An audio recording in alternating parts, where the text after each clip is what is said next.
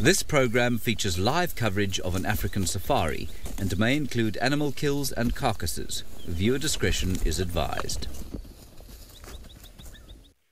A very good morning, everybody and everyone, and welcome to a sunrise drive from the Mara Triangle in Kenya. We are starting with some very beautiful sunrise, and we got all the wonderful colors in life you'd think of. Let me start naming them. We got orange, we got pink, we got peach, we got black. Manu is saying there's yellow. I don't know what he's talking about. What did I say there? Peach, yes, I said peach. But that is the eastern horizon. And this is what I almost see every other morning. I am out on a safari. Well, what a good beginning. My name is David, and with me on camera today is Manu. Good morning, Manu. Manu is promising us a polar bear today, and Manu was away for the last few days. He just came back last night. Welcome back, Manu. And my plans today, apart from the beautiful sunrise I'm showing you, is to go and look for the sausages. Sausages, for those of you who have never joined us before, are lions at a particular area, and they've got very small cubs. Our drive is very interactive. Please remember to ask us questions. Your questions give us a lot of joy. Should you have any comments, send them through using hashtag SafariLive on Twitter. I think it's going to be a great day. We are talking of 18 degrees Celsius and 64 degrees Fahrenheit. I'm trying to keep quiet for a couple of seconds just to hear whether you can pick any sound. But all those trees you see in the background there, most of them are what we call torchwood trees, which are very iconic of the Mara Triangle. The only thing I can hear from a distance is a hornbill. Ooh, ooh, ooh. Ooh, ooh, ooh. Sometimes hornbills may sound the same as ostriches. But it's dead quiet. Maybe just some 10 seconds, 15 seconds of serenity and peacefulness, of keeping quiet before we move on.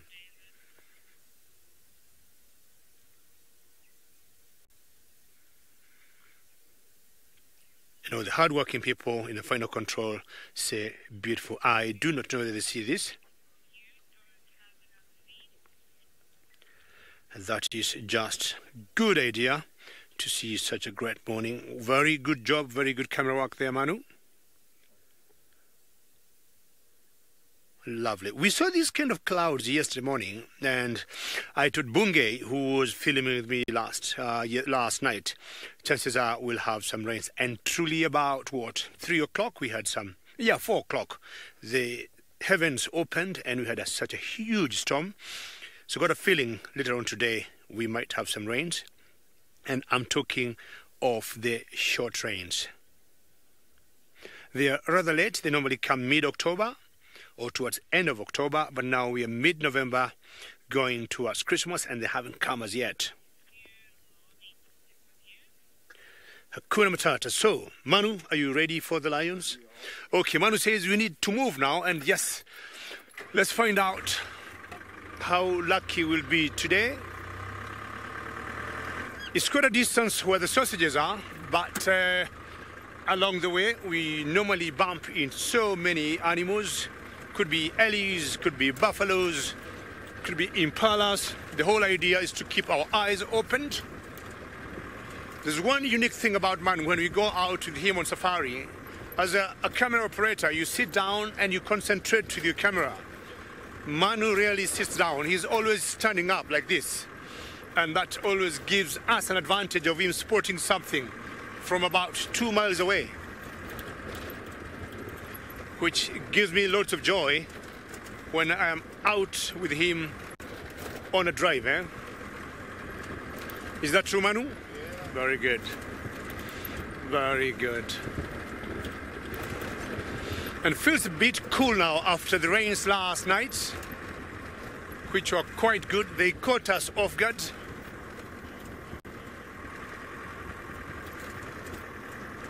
Paula, always a pleasure to hear your name, and a very good morning. And you say, yes, you love my shuka, And these shukas are worn by a local tribe here called the Maasai. And the actual name of the area we are in is Masai Mara. And Maasai are the locals. And since time immemorial, I would want to believe maybe, 1,000 years ago, they used to wear skins. And now they have modernized, and now they use these shukas. And you'll get them in different colors. And Paula, I think you know Brent Leo Smith. He used to have one, or he usually have one, that is red. Now, according to the local people, the word Mara means sports.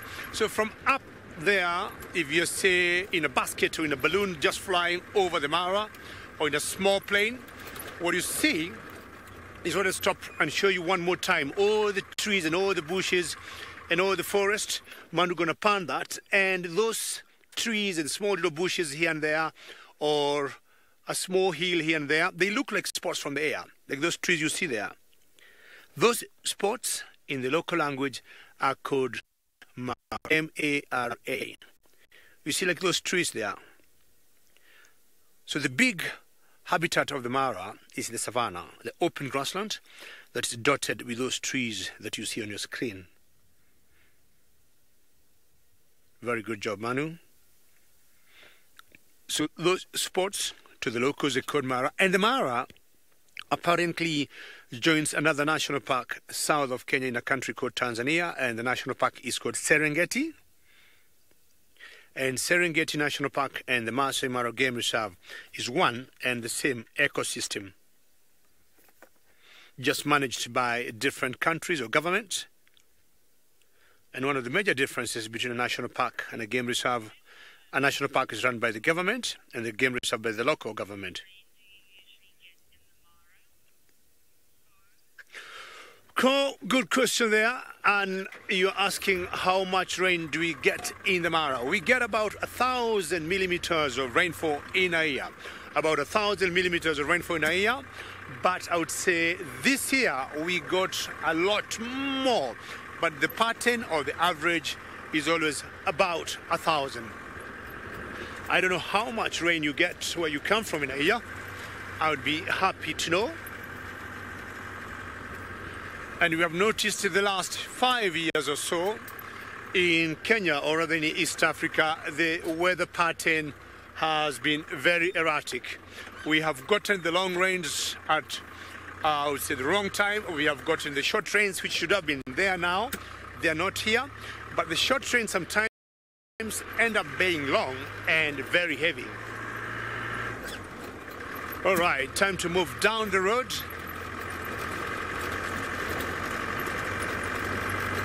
From a distance, a long way, I can see an elephant, but it's quite a distance. But maybe we'll be there in a couple of minutes. And what a lovely lighting we got now. Being in Kenya, we're just along the equator, and that gives us 12 hours, and I'm talking about our sunrise and sunset more or less come at the same time. And remember, folks, I'm not alone out here in the wilderness. I got a gentleman who have one of the best smiles in the world in South Africa, and he wants to say a very good morning to all of you. Good morning, everyone, and welcome to the beginning of the guided walk. My name is Sydney Niconico, and I am traveling with Senzo, who is my camera operator this morning, as well as Herbert, my game scout. We are going to try by all means and get you see quite a lot of interesting animals. From the tiny little insects, big animals will serve as our bonus this morning. Oh, I can hear something. This lion roar. So the lions are roaring somewhere very far away from here where I am. So for in case if you need our attention, you can follow us on Twitter, #SafariLive. You can also follow us on YouTube chat stream. So I've got something here on the ground. I just want to check here nicely. Let's see here. I can see these stones. white thorns. This shows that it's coming from the Vachelia. Vachelia, I'm just referring to the acacia. So the trees, which has got quite a lot of nutrients and quite a lot of moisture on their leaves, they do grow this kind of thorns, trees such as acacias, as an predatory strategy in order to regulate herbivory. So in order to regulate herbivory and browsing activities. When the animals are eating here, they don't easily access the leaves. So that's why it's well equipped with this kind of long thorns for protection. It looks like a porcupine quills, you can see. Let me just put it on my back. Maybe I'm going to look like a porcupine there.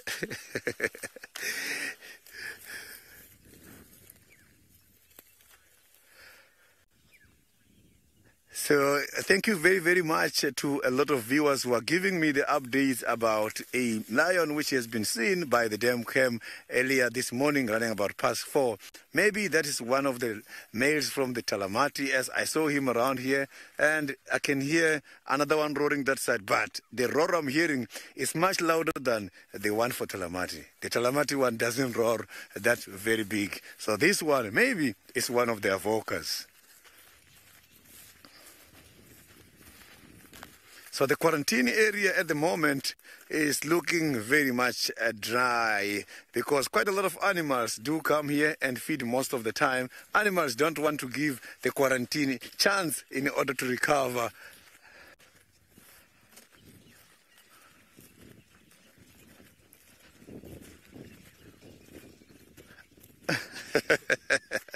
Tanya, I'm going to take you through this process now. My microphone. One, I have got a mic pack here.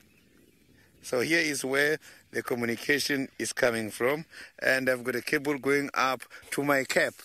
If you can check here, Tanya, there is a mic there. So when I'm talking every time, it's going up there. And this mic is very much strong. And I have also got a handset. This radio is the radio I'm using in order to communicate with the final control. Every time they talk, that is how I am getting them.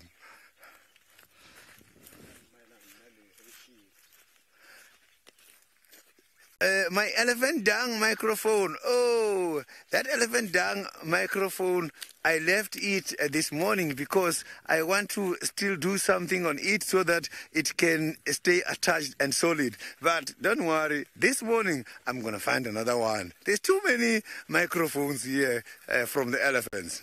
So, you know, elephants, this is what they do. If you look at this quarantine area here now, you will see it's much more open. The grass is very low. We cannot see the big trees. Animals such as elephants, we need them now. People might think, if elephant comes here, what are they going to eat and what are they going to do with the environment? Elephants must have to go and feed there. And when they come here going to the Viotella pen, is when they come and defecate as they are walking. Their droppings then will serve as a compost in order to spread the seeds and also to fertilize the soil. Animals such as elephants, they are good to take nutrients from the high concentration area and bring them to the low nutrients concentration area. Is the one who will come and fix it as they are passing in these areas all the time. But if you can check, we have got the blue wildebeest already, quite a lot of. So these droppings, they are now being eaten. Here is a very good example. They are now being eaten by the termites. Termites are decomposing them in order to build nutrients in this area. So the animals themselves, naturally, without any fertilizers, they are doing their own natural fertilization of nutrients through nutrient cycling.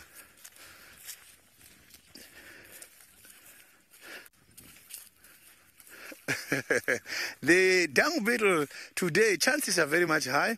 I can't wait to see more dung beetles. I've already been lucky with the dung beetles about a week ago. The day I was following Hosanna when he was playing with the elephant dung there, and when he tested the elephant dung, I'm sure it was for the first time because of how he reacted when he did like after testing the elephant dung. So, so I'm hoping to see more dung beetles. I can't wait to see. That is my favorite animal. Now, I feel very motivated when you are talking about dung beetles.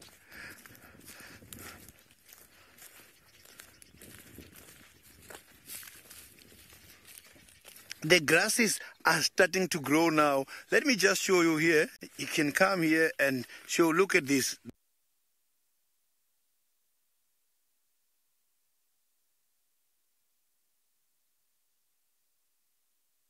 So this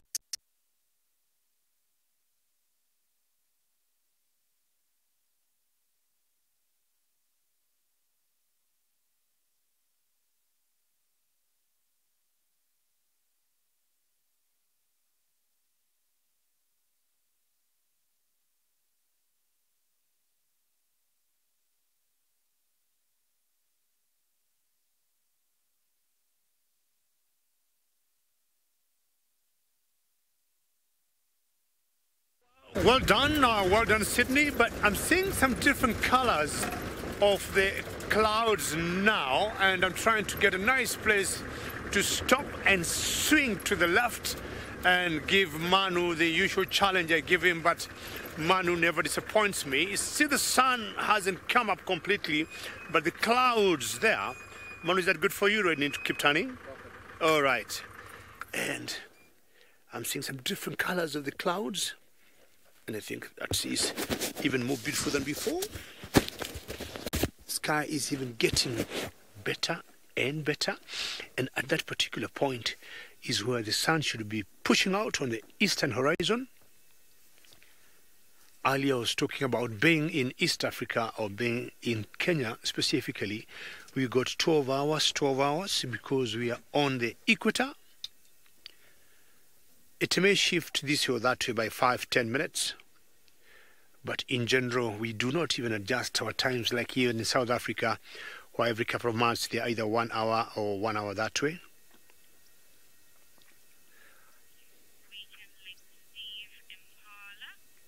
And that's where I expect the sun to push up in what? I guess of about 11.5 minutes. It should be coming up. And as we keep waiting for it to push up, my friend I think is up and about by the name of Steve Oval.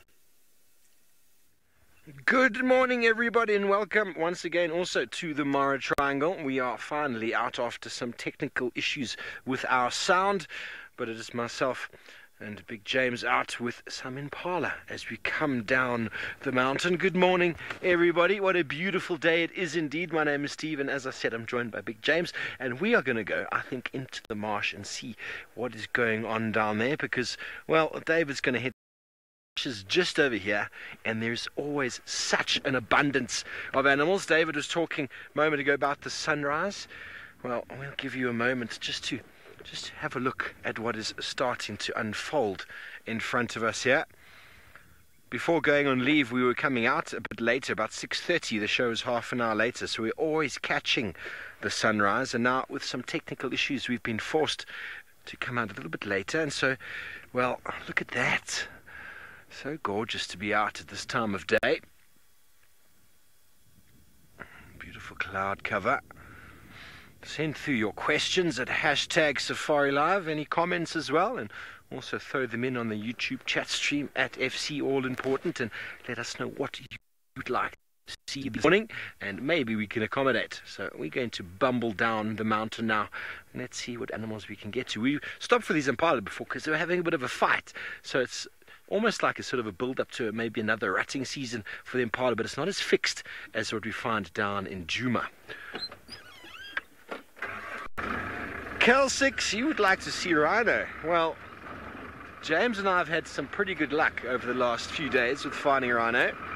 So who knows, we might be lucky this morning. Yesterday we weren't even looking and it just materialized. So this is the way it works out here. But yes, Cal 6, we are headed into the area of rhino. We have the area as well of the bat-eared fox family. Boom, boom, boom. Very, very cool. I did spend some time the last 2-3 days in the evening trying to find the serval with their kittens. But I suppose finding them the first time was extremely special, and well, they're not as confined to a den like the jackals and hyena and bat-eared foxes. They were moving from clump of thicket to clump of thicket. So I've checked those thickets. As of yet, I haven't found them again. Well, before it flies off, let's jump over to David, who's got a raptor.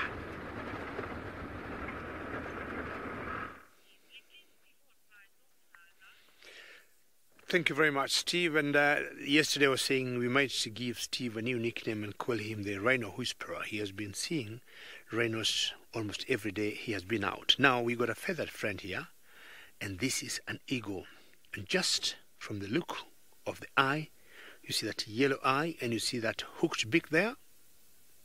My guess is this is the black-chested snake eagle. These eagles would comfortably see snakes even 5 kilometers away when they're perched up on a tree like that, which is called the bosquet tree or the bossier tree. And they got the best vision of the eagles that I know of. And in the background there is the Ololol escarpment. Ololol escarpment forms one of the boundaries of the Mara Triangle. And at the very edge or top of that escarpment that we live, our camp is not very far from there. We have to climb like 45 degrees to get home. And we have wonderful views of the Mara Triangle when we're not working.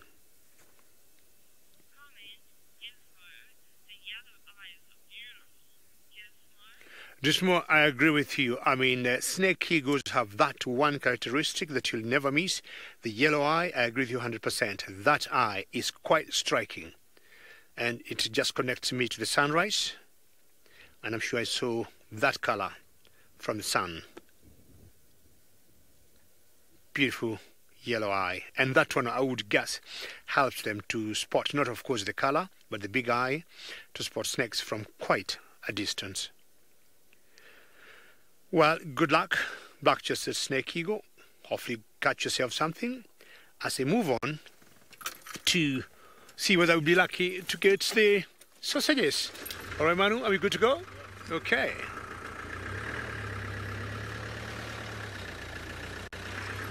Moving on. We need to move fast now because this is always the hour we get the sausages coming out. Mila, move, Mila. This area we are now is a bit muddy here, and we have the black cotton soil, and black cotton soil when it rains gets very sticky and it's trying to make Mila struggle. Alright, we have a combination of the black cotton soil, clay, which is red, like what you see in the front there, and we'll take you back close to Sydney in South Africa. I have got the leadwood here showing some recovery, and nice and green. You can see also the leaves there. This leadwood is at the same area we saw the short grasses earlier on. This is the quarantine area. So you can see that there is quite a lot of difference between where we started and here where we are. And that is because the trees, they don't have quite a lot of browsing activities going on at the moment because of the type of species. So the leadwood trees, animals don't really like to feed on it. So maybe the leaf structure must be hard, or it might be a little bit of moisture, or the digestibility after eating might be also an issue. Animals can be very much selective, including the browsers. So before they eat these grasses and leaves, they assess a plant, they check what is in the leaves. The leaves, is it hard? Is it palatable? Is it nutritious? Is it digestible? And if they find that the leaves has got quite a lot of hairs, that is when they are going to avoid it, because then it becomes very, very difficult to digest. So maybe it's one of the reasons why the leadwood tree is not eaten by the big animals at the moment. Yes, I know some of the insects like the stink bugs, the one I eat, the one I've tasted during the heritage celebration, they eat the leadwood. And those ones, they don't have a problem with that. So when the leadwood is flowering, you can also pick up a scent there. Hebi wants to show us something here on the ground. I'm just going to circle it so that he can explain what he's seeing here. So it's something here. So here I've got the tracks for the frogs. And you can see there's some nails. The claws are there. So it means the frogs were here last night or this morning. This is very early. Went that side. Oh, you can see that some of the animals are starting to get convinced with this kind of seasonal change now. We are going to start having the frogs back. They will be here to control a lot of insects, including mosquitoes. In other words, the frogs can be beneficial for us because they control the population of mosquitoes. And quite a lot of people don't like frogs. But I can promise you, frogs are just very good animals and they don't harm.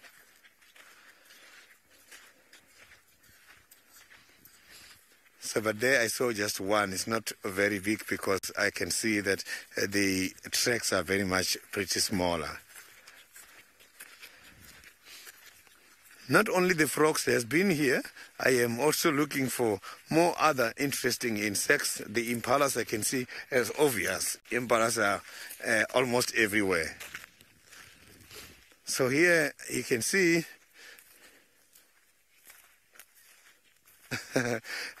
Carol, the frogs, you will see them a lot at night. During the day, you can, but it's when they're resting. So frogs also got quite a lot of predators. So they come out at night because they avoid dehydration. Frogs, they are part of amphibians. They've got an ability to survive in both water and on land.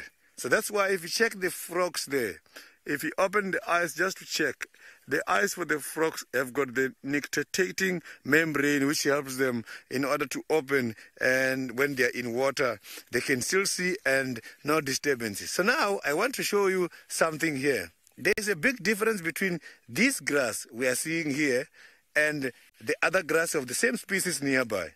So if you look here, this is the same species as this one. This looks like a signal grass, but this one has got broad leaves. Let's look at that. This one has got broad leaves, and this one here has got thin leaves. This is telling you that the impact which has been caused by these nutrients here is the one which made this one to be healthier. So let's see what this is. Let me open here. This is elephant dung. So the elephant dungs, because of the nutrients I indicated earlier, fertilize this spot. So that's why the grass, which is looking much more healthier than the grasses from the surrounding. So you can see that these animals, their droppings has got a positive impact. The distribution of droppings has got a positive impact here by the ecology. So it's just that I cannot break off this leaf to compare to you at this stage because I want other animals to come and eat here. I don't want to disturb. When the vegetation is still dry, one of the animals will have that as a meal one of the good days. So now let's go to Steve, who's got lions as one of those animals who feed on grasses sometimes in order to clean the parasites in the stomach.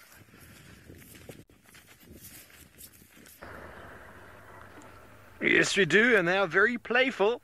They have eaten something. One individual was just walking away with the spinal cord there of an animal. There we go, on the far left, James, you can see it running away with the spinal cord now. That is what's left of the animal. So I'm sorry I can't tell you what they caught, but it's probably something the size of a warthog.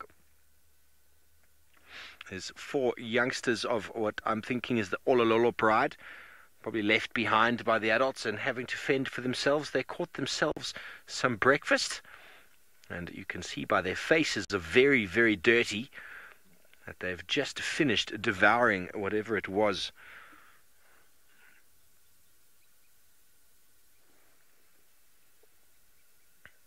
Then off they go. Okay, well, I'm going to move up again because it looks like they're headed closer towards the road over there, so we might get a bit of a better view up ahead. Let's go, James. Lions, the Olololos are here all the time, just at the base of the escarpment here, hence the name Olololo Pride, named after the Olololo mountain range off to the left. If you've not heard of that term before, that is where the name comes from. And they are of the young male, 9 young males in this pride. And here, 2 of them are very dirty faces. They're looking at the other individual that has got the spinal cord, and they want to come and catch him, as it's all a bit of a game of cat and spinal cord at the moment. And well, he's looking a little bit tentative. There's a lugger here just between us and the other side, and it's quite wet. So have a look at this guy in front. He might struggle to jump across there. Oh, and he's jumped. Oh, he's thinking about it. I don't want to wet my feet. Look at this. Oh, what a beautiful leap. Oh, he missed.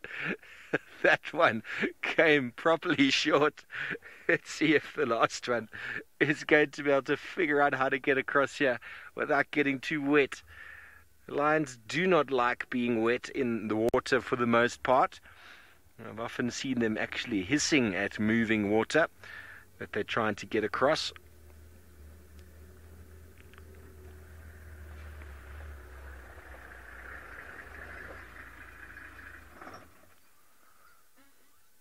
He's going to jump. He wants to join his brothers on the other side. You're impressed with the one jump. The other jump was a little bit of a miss. He's trying to find an easier way across. Here he goes, in the mindset. 3. See him hissing at the water there. 3. Oh, very good. That was beautiful. I give him a 6. 6 out of 10. Well done, boy. Okay, well, now they're heading across the road into the marsh, and we are going to see if we can follow them. There. In they go. Good morning, everybody. Just turn left into the road here. And those lions are probably just going to lie up just over there. Obviously, whatever it is they ate wasn't enough to really substantially fill them. They're all just sort of there competing over whatever spinal cord that was. Just moments ago when the first 2 lions jumped, I saw a reed buck tear out of the thickets over here, and obviously it might have even been a reed buck that had caught. Lindsay, you say you don't often see lions doing that. It's true. You don't often see lions in water. It is very funny. I love it when they hiss. I've seen many a time when the rains come in South Africa, and all the little streams and drainage lines flow with a bit of water, and you've got a pride of lions which they like to walk along the road, and you see them walking along, and they get to the sort of drainage area where there's a bit of a crossing, and there's water a couple of inches deep. It's moving, and they'll often walk up to it and like, water, what are you doing here? You weren't here last time I was here. And then that funny little jump that they do was very well played for 3 out of the 4.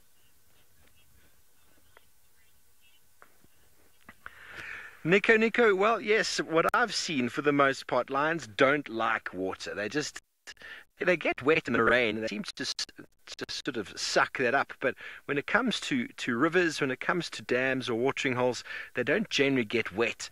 But in saying that, there are lions in the Okavango Delta in Botswana, which is essentially a marsh swamp. It's always inundated with water, and they move through the water there very, very well. They've just evolved to do so. That's a habitat sort of trait that they have, hunting buffalo there. And those lions don't seem to be too bothered by the water, but they've been born in it, so they're quite happy. But most other lions you come across, they don't like getting wet for the most part. Well, it seems like these 4 are now settling down. Very nice to have seen that. I wonder where the rest of the family is. But we're going to continue on down the road into the marsh as we initially suggested. That one's got a stick. How marvelous. That's the one that didn't jump very well and landed in the mud.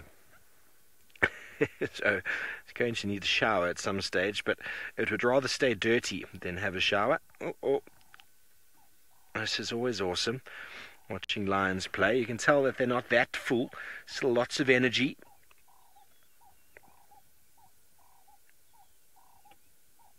You see the facial expression of the one on the right. Just can't help itself. That's the one that got wet. 4 young males. Potentially, out of the 9, you might get to 2 separate coalitions that move off. Different aged youngsters, different aged males. They're all quite similar in age, but there is a bit of a gap between them. They might all grow up to be 9 dominants, which would be awesome to see. Even 4 is something quite special. It's the general sort of high number for a strong coalition. 4. The Birmingham boys down in South Africa are 4. The Avoca males, though, they're only 3. 2 is quite common in coalitions, but 9 would be fantastic. Well, it certainly wasn't a zebra that these animals caught, because there would be lots more meat and full bellies. I wonder what David thinks about zebra and lion. Very good, Steve. The lions scratch my back, I scratch yours. That's exactly what those striped donkeys, or actually zebras, are doing. And I wonder whether it's ever painful, because zebras got very large canines, and when they do that, to me I would believe it could be a bit painful. It's a very clever way of trying to get that itchiness out. And imagining there's all those either ticks or mite around that area, or just a normal scratch. Not doing the same there, but what I've seen sometimes the zebras doing is having their heads resting on the backs of others, and even sometimes having a small nap. Trying to imagine the weight of a zebra head, and you just put it to the back of a friend, but those ones still can't stop scratching. Now, the migration has been going on here for the last couple of months. Those are zebras, and Manu will show you elands from a distance. Maybe not quite away. They are very good, very good. See those brown antelopes? Excellent, Manu. These are the largest antelopes we got in Africa. We call them elands. Look at the size of these antelopes. Humongous. They are huge, eh? And apparently both males and females will have horns. The one moving to me could be a male. As they age, they become a bit greyish in color. The females remaining still a brown. Not sure what he got on his dewlap there. You see on the dewlap, that's below the neck. There's something sticking out. They usually got what we call fringe hair, like below the neck on the dewlap, but that looks like a little extension of more hair, or more fur rather. And these antelopes, from a standing point, they can jump up to 4 meters high from a standing point. And when you see them running away from lions, they're very fast.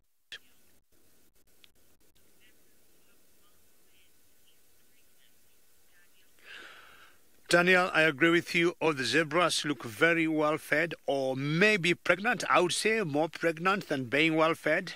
This area we are now have very short grass, which is very good for the zebras and the wildebeest, Daniel, that you see in the background. I have always thought, Daniel, out of experience, if you look at those zebras Manu is showing you much closer on the screen, if you look on top of their necks, they have that mane. I'm sure you know horses, Daniel, and horses and zebras are in the same family. And if you look on the mane, on top of the neck, if it stays upright, that is a very healthy animal. And all these zebras feeding here, they have very good looking mane. Once the mane falls apart, or is like falling on one side, the health condition of those zebras is always not good. Either they are sick or they are starving. Migration, we are talking of about 1.2 million wildebeest, like the one you see moving there, about 800,000 zebras, and all of them moving in a clockwise movement all around the year, non-stop.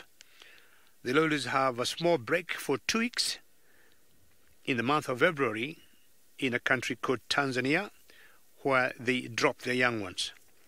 They came in the Masai Mara, or the Mara Triangle, rather late this year, and we think they are also overstaying. But what I know, every year in the month of February, they have to drop their young ones. Either they're going to pace up and increase their speed down south, because that time around in the place or the area they give birth, the grass there is always very nutritious, rich in phosphorus and calcium, so they have to be there that time. Loads of them, as you can see, panning out there, thousands and thousands of wildebeest and zebras just grazing through. And in the 2 weeks period I'm talking about, they'll drop about 500,000 babies to 600,000 babies in that short span. And doesn't take long before the babies stand up, and the mothers will tell them, you know what, we need to move. Put your head down and move. It's a long circle, it's a long distance. At times they end up doing 2,500 miles. They'll face so many challenges on the way. Predators, diseases.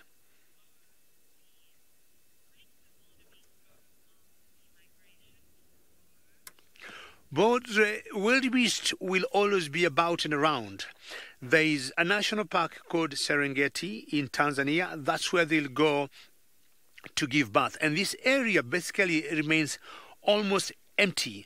But once that is done and they have dropped their young ones, they start the journey north. To me, I have always noticed they always go clockwise. That's the movement. Go, stop, pause, depending on what they are eating. And then the predators are left eating the big animals. It's the time we call the green season, and they'll be trying to bring down either buffaloes or giraffes or maybe elands. But once they move, the area remains almost empty. A few of them will stay back, that we say they are strugglers, because they know the challenges of the journey. It's not easy to migrate. As I was saying before, they face diseases, they face many predators on the way. I'm talking of lions, hyenas, leopards, cheetahs.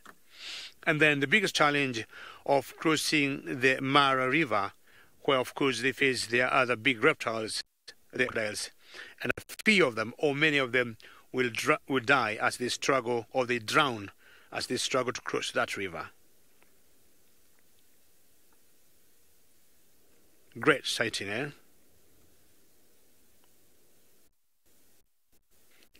So peaceful, and how they make a very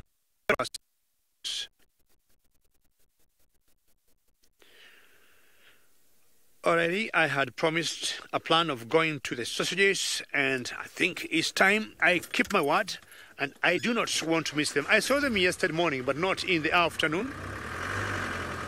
Okay, Mila, move.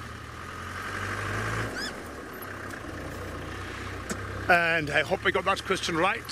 When it doesn't rain much, the grass is a bit dry, but the zebras and the wildebeest will always choose the short grass that's green. It's soft, and because it is very nutritious.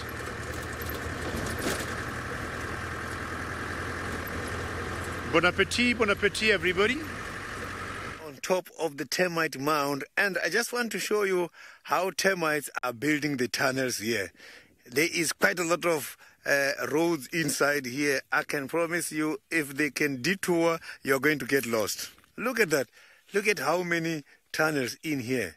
You can see that outside we don't see a lot, but look, the one is going there. Here, I can promise you I'm going to get lost. If I go in there within 1 second, I'll be lost.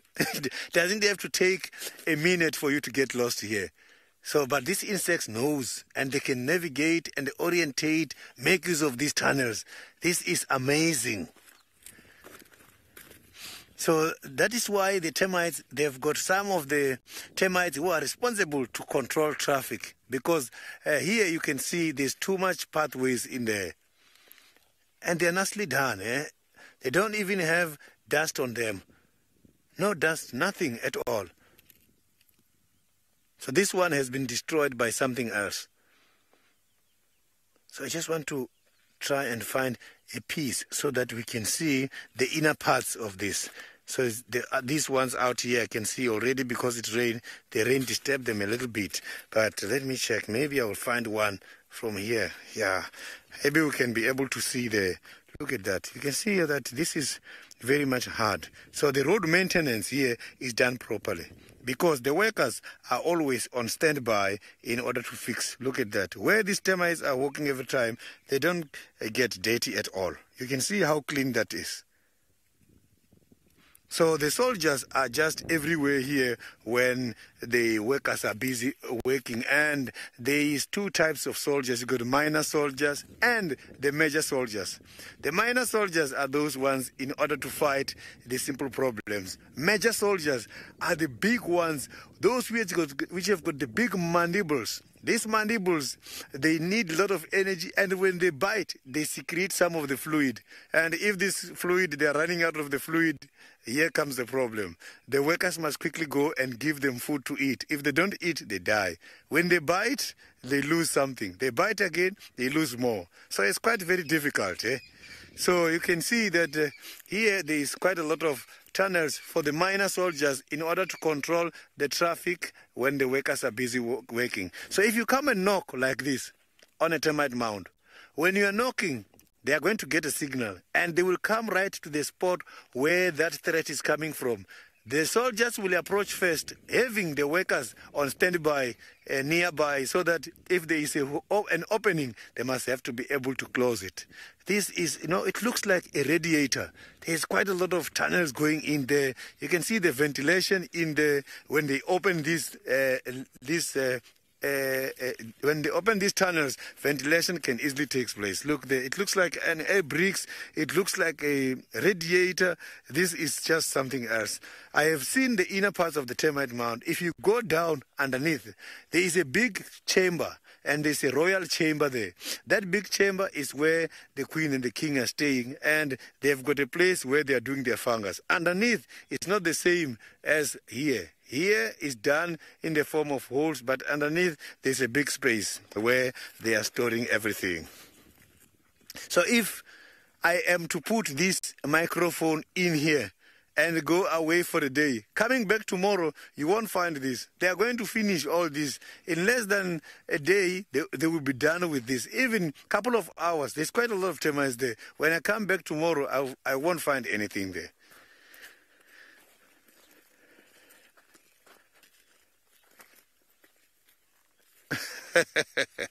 Ray, I can hear the echo of my laugh on my microphone here. So the elephants are also calling. The elephants are calling here on my left-hand side. So now I want to show you the reason why the termite mound is so very sticky. So the termites, they use their saliva. It's kind of a sticky saliva, as well as they're dropping in order to build this. It can rain 80%, 60%. This termite mound is not going to get disturbed. It's going to stay the way it is. This can also support a weight of the big animals, such as the elephants. Elephants weigh much bigger than cars. Elephant can come and climb here, and he's not going to sink down there. So this is very much hard, and it's very strong. And if you look there, it's difficult to even take the small pieces.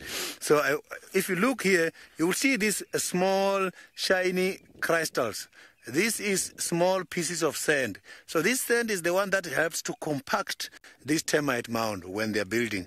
And here, they don't have an architecture, they don't have a supervisor, they don't have a manager, but they know what to do, and everybody knows what is expected of them. So without any supervisor, everything is happening here, and all the divisions are working properly. Good results.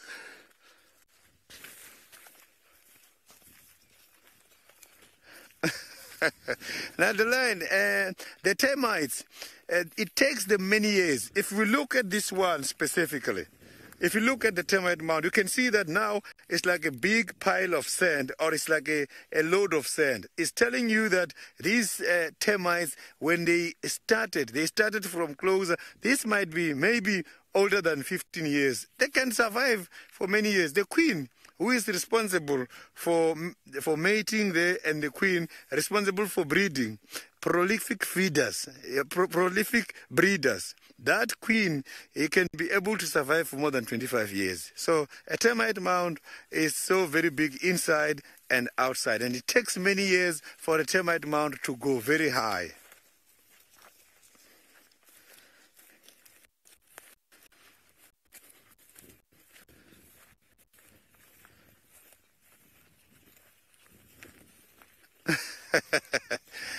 Miranda, I'm going to laugh too much because my microphone, I can hear my laugh echoing again. So, Miranda, this is the size of the biggest termite I have seen. I'm going to give you a nice size. Yeah, I'm going to use this stick. The queen and the king, they are not born in these termite mounds. Where the queen and the king is constructed is not where they are born. The queen and the king, they are born in one termite mound. Come summer season, they have to fly and leave the mound and go to establish their own colonies. So where you see a termite mound, it means the queen has arrived there with the king. They were not born in there. The rest were born in there. So the queen and the king, they are always the oldest. And their body size grows way much bigger than the rest because of the diet they have. The queen and the king, they eat the saliva of the soldiers and the saliva of the workers. The saliva of the workers is the one that grows them a big body size. So you will see them maybe from here to this size. And they are bigger than all the termites in there. But they don't have wings. They only have wings when they leave the termite mound, going to find a place to breed and start their own colony. And in less than few minutes, they shade the wings. You will see them shading the wings, one having one, and some of them don't have wings at all. That is always the beginning of a new termite mound. It's difficult to get to the royal chamber. The soldiers are so very much protective. So I think the termite king and the queen, compared to the king of the jungle, which is the lions, are real kings, because it's the kings who's got quite a lot of people they are ruling. They are ruling quite a lot of termites in there. It's about millions in one termite mound. So if you can check the 3 termite mounds here in Juma, you calculate, if you do census, 3 termite mounds or less, compared to the people in the province. In Mpumalanga, you'll find that 2 termite mounds, the number of termites there, they are way much bigger than the people of the whole province. Sometimes even much way bigger than people of some of the countries. So now, let's go to David. Lions don't even work 24 hours. So here, we are done with the termites who works 24/7. Thank you very much, Sydney, with the termites. And I think termites combined together, a friend of mine was telling me the other day, they are much heavier than all human beings in the world. I don't know whether that makes sense or not. But now we got some predators here, which are spotted predators, and this is a clan that we call the Happy Zebra clan, which are hyenas, I would say more southwestish of the Mara Triangle. The one you see in the front there, Manu, just one second. The one in the front, yes, that one is the matriarch. We may not see very well, but she got a collar on her neck, and her name is Pike. And now to the left of the hyenas, there's another surprise that Manu got for you. We got other predators very close to the hyenas, having or devouring a wildebeest and enjoying their breakfast. Oops, it's a big pull there, eh? I don't know what part of the flesh is that, but I think all the good steak is gone. Maybe now they're having the salon steak. It's a young male, And my guess, this would be the Owino Pride of Lions. This would be the Owinos. And the Owino are always 5, 4 females and 1 young male. And the young male, I guess, is the one eating. This is their territory, so I think I could be right. At dawn, very early morning, 4, 5, 6 are the best times for the lions to bring down their prey. And Owinos are not exceptional. They take advantage of the darkness, seeing a lot better than their prey. I think the females are all well fed, and this guy is still getting the best from this wildebeest. Beautiful light in the morning, a bit of wind, you can see from the grass they are moving. But that's not bothering this youngster from enjoying his breakfast. The hyenas, I feel sorry for you, eh? But you know what? You have to wait. The lions did the job, so you have to wait. You can see the collar now of Pike, and she is the matriarch of the Happy Zebra clan. She's in charge here. A little smaller to me, comparing her to Waffles. Waffles is another clan of hyenas, a little bit north from where we are. And to me, Waffles is slightly bigger. Manu, do you agree? In size, Manu also agrees. Manu has been following with Jamie Patterson, the North Clan of hyenas, and we all both agree that Waffles is slightly bit larger in size than Pike here.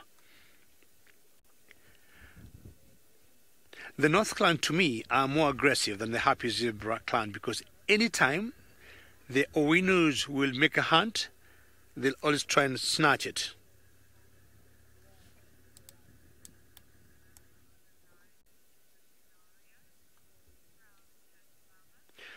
Proud Cat Mama, good morning. I would say the only advantage the hyenas here, or you're asking what advantage the hyenas got, I don't think they have any advantage at the moment. But I was trying to compare the Happy Zebra clan and the North Clan. The North Clan, to me, are big in number. I think there are about 70 of them, and they never give a chance to the lions. And I've seen a number of times, once Owinos hunt, the pride of Owinos here, the North Clan will always go, intimidate them, and snatch the food from them. But these hyenas, either because they have been not outnumbered, I think there are 4 of them. Yes, I'm counting 4, and 3 lionesses. I don't think they have an advantage, or maybe 5. Thank you. They're not as aggressive as the North Clan of hyenas. North Clan, and let me say in general, hyenas can pick sound of either killing or lions breaking bones from a distance of up to 10 kilometers. They've got, some very good audacity to pick up any small vibration. And once they pick it up, they'll always walk towards the kill and intimidate the lions. They go, woo, woo, woo. And what will happen is the lions will start peeling off one after the other, and the hyenas will take over. To me, the Happy Zebra clan, I think they're a lot quieter and not as aggressive as the North Clan. And you can see one of the females there is giving them that bad eye. Don't come anywhere close. We worked hard for this zebra. We laid the ambush. We did the chase, we brought her down, we burned so many kilocalories. You'll have only to wait until we are finished, and you can come clean the bones.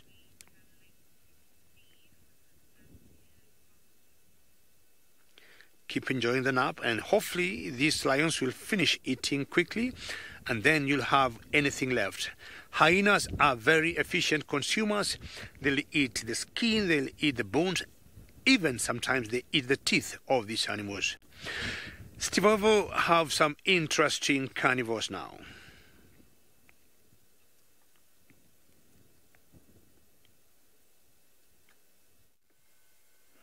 Good morning again, everybody. Sorry that I'm speaking so softly. I don't want to wake our resident Batty-Head Fox family.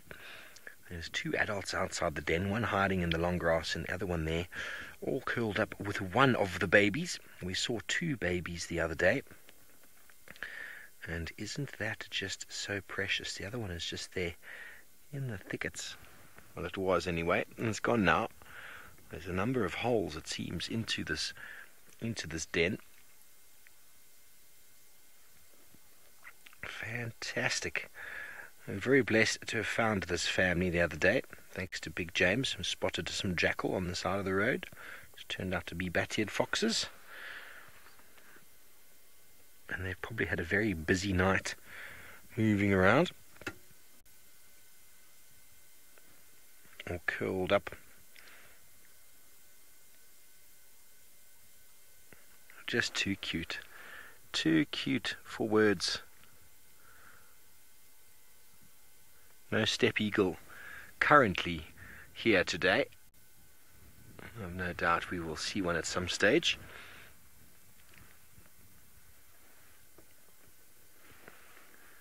But in the distance, the jackal family is also here and around, busy playing, doing their thing.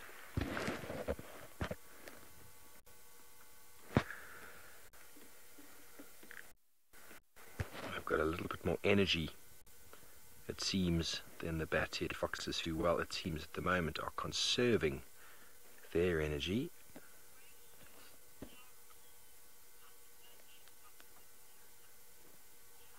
Carol, there's no record of bat-eared foxes being territorial, and they've actually had a number of bat-eared foxes in an area of high food abundance, and their food source that they primarily move around for is specifically the harvester termite. And when your food resource is in abundance like that, there's no real need to be territorial. Territorial animals are generally securing a food resource. And it's also to do with the fact that you get different blooms of insects during different wet and dry periods. So there's no point in demarcating a territory if you're going to pretty much be a nomad moving in response to blooms of your favorite food source. So they are not territorial. There's no evidence of it, but being a canid, most people would suggest that they are.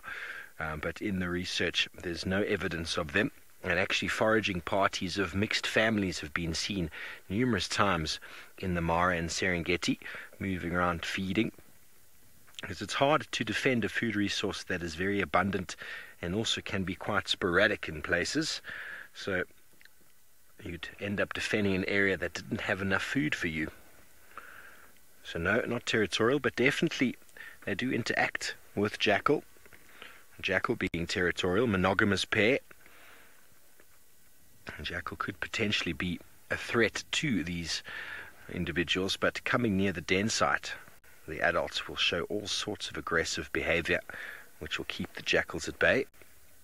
And just actually see the jackal at 3 o'clock there, James. It's just popping out of a hole. Can you see it? It's at 3 o'clock. Den site. James is going to move into it there.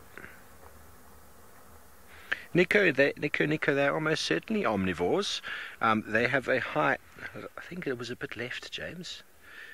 Right, sorry, right. Right of that. Right is the other way. James, right. There we go. A little bit more. And there we go. On the right of the screen. There's a jackal's head sticking out of a burrow. Nico, most of your canids are invariably omnivores, being opportunistic, eating whatever is that comes around. In the season when there's fruits, they will eat fruit due to the fact that it's just available. Even wild dog can survive off a cereal diet if need be, but they choose meat. Most of these smaller carnivores will feed on insects. They will scavenge if need be, but the bat-eared fox has a dominance in insects as its food resource. It digs for beetle larvae, it scavenges around for termites on the ground, but they will catch rodents, even lizards, and sometimes even some birds. But primarily they move around, and their habitats and, well, their not territories, but their home range and their dens are situated in areas of high harvester termite sort of abundance. So they might have a den site here because the harvester termites are doing quite well at this time of year, but next year they might be in a completely different area altogether.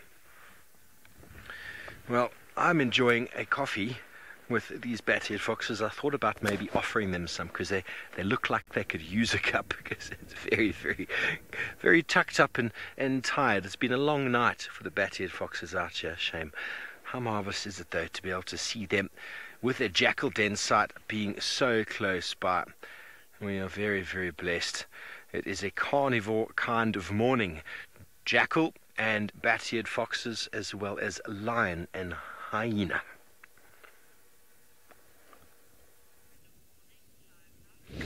Well, I'm sure today at one point I will get to the sausages, but the owinos interrupted me, and I thought I should stop, because apart from the owinos being here, we got the happy zebra clan hyenas waiting for this lioness to finish the breakfast, and then they can join in the party, but they are not ready to leave what they worked for. I've confirmed now 100% these are the owinos, but one female is missing. Owinos has 4 fully grown females and the one youngster male that was eating before. The male got so full and got a very huge belly. Look at that belly of the boy that was eating like 5 minutes ago. That massive belly. And when sometimes you say kings of the jungle, as much as we do not have jungles in the Mara Triangle, or kings, because to me kings are the elephants, that is a good pose after eating so much. That particular youngster was involved in a conflict a few weeks ago, and he had wounds, most of them which were superficial, but I think he has recovered now.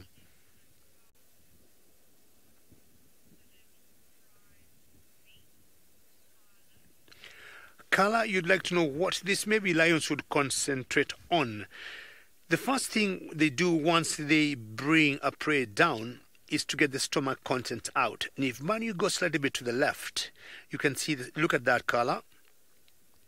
And the lions will not be bothered with that. It's not very yummy, lots of green matter in it, so they just remove it and they concentrate now. Look, that's where they are now, getting all the flesh, which to them is more nutritious.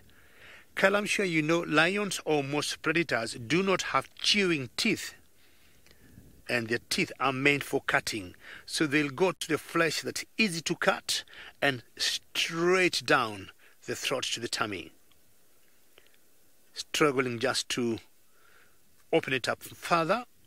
And you can see the poor hyena there in the background, or the poor hyenas, not much they can do until these lions leave. I don't know if I was a lion myself, what part of the flesh I would start with, but ideally they start with the softest. But if you look carefully, I got a feeling the eyes are gone, the ears are gone. You could imagine an eyeball. They don't even break it. They just swallow it as an appetizer. Then they get to the main meal. And 4 of these lions have eaten almost complete of this wildebeest. I think they have done very well. Most lions in general will eat about 20% of their body weight, and this is exactly what happens. We're looking at hyenas eating differently, and a group of about 20 hyenas on a wildebeest like this, in about 15 minutes there'll be nothing left, and the only thing you might see if you come around such a crime of scene is just a blood stain. They'll eat everything, skin and bones, and as I said earlier, including the teeth, and if anything will be left with the hyenas will be the horns. Very efficient consumers, but these lions at one point will leave lots of meat on this wildebeest for these poor hyenas trying to come closer, but they need to be in a stronger number. I mean, sometimes it's a game of numbers here in the bush, and the youngster wakes up and the hyena turns away very quickly.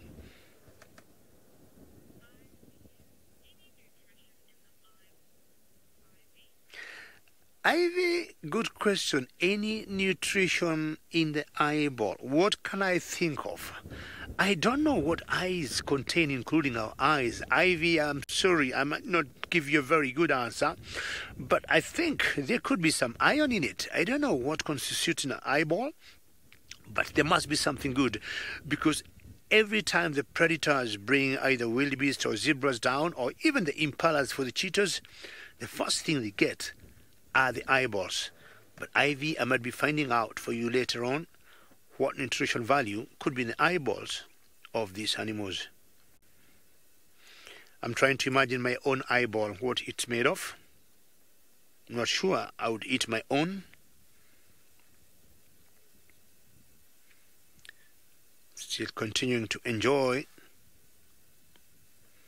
this wildebeest, and then they might take another 2 or so days before they go for a hunt. But should a zebra or another kind of prey pass very close to these lions, I can tell you they will bring it down immediately. Opportunity is very big for most predators in Africa. This hyena is trying to cock up her tail and trying to intimidate this lioness, but I don't think she is winning, eh? I think big difference, as I said earlier, between the Happy Zebra clan and the North clan. The North clan are more aggressive and a bigger number.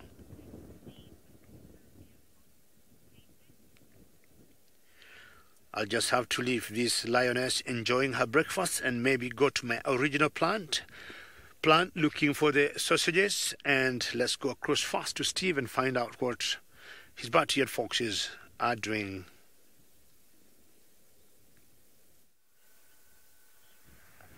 Thanks, David. I'm so happy you found the Owino Pride. I haven't seen them in some time.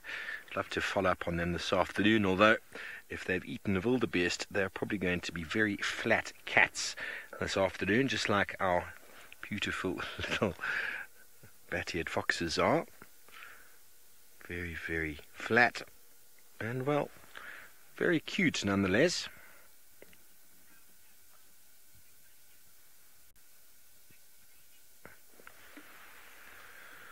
Proud cat mama, most of the bat-eared fox pups are generally dropped between sort of October and November, but it definitely coincides with rainfall, which causes blooms of insects.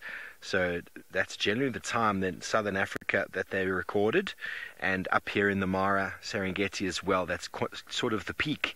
But they do have the potential to actually have 2 litters every single year. Being such a small carnivore, they're able to breed twice, but they don't.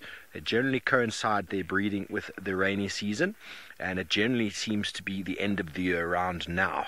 So these pups, these youngsters, were probably conceived a few weeks ago, fitting in with the general average. It's all got to do with, just like the migration, the animals move in response to climatic conditions. The breeding will sort of coincide with rainfall events, which obviously lead to the influx or the blooming of their favorite food source, the harvested termite. And they reckon they can get anywhere from 1 to 28 bat-eared foxes per squared kilometer, which is incredible. Gregory, you want to know how many youngsters they have? They have between 1 and 6 pups, and that can really range due to the fact of climatic conditions, food availability.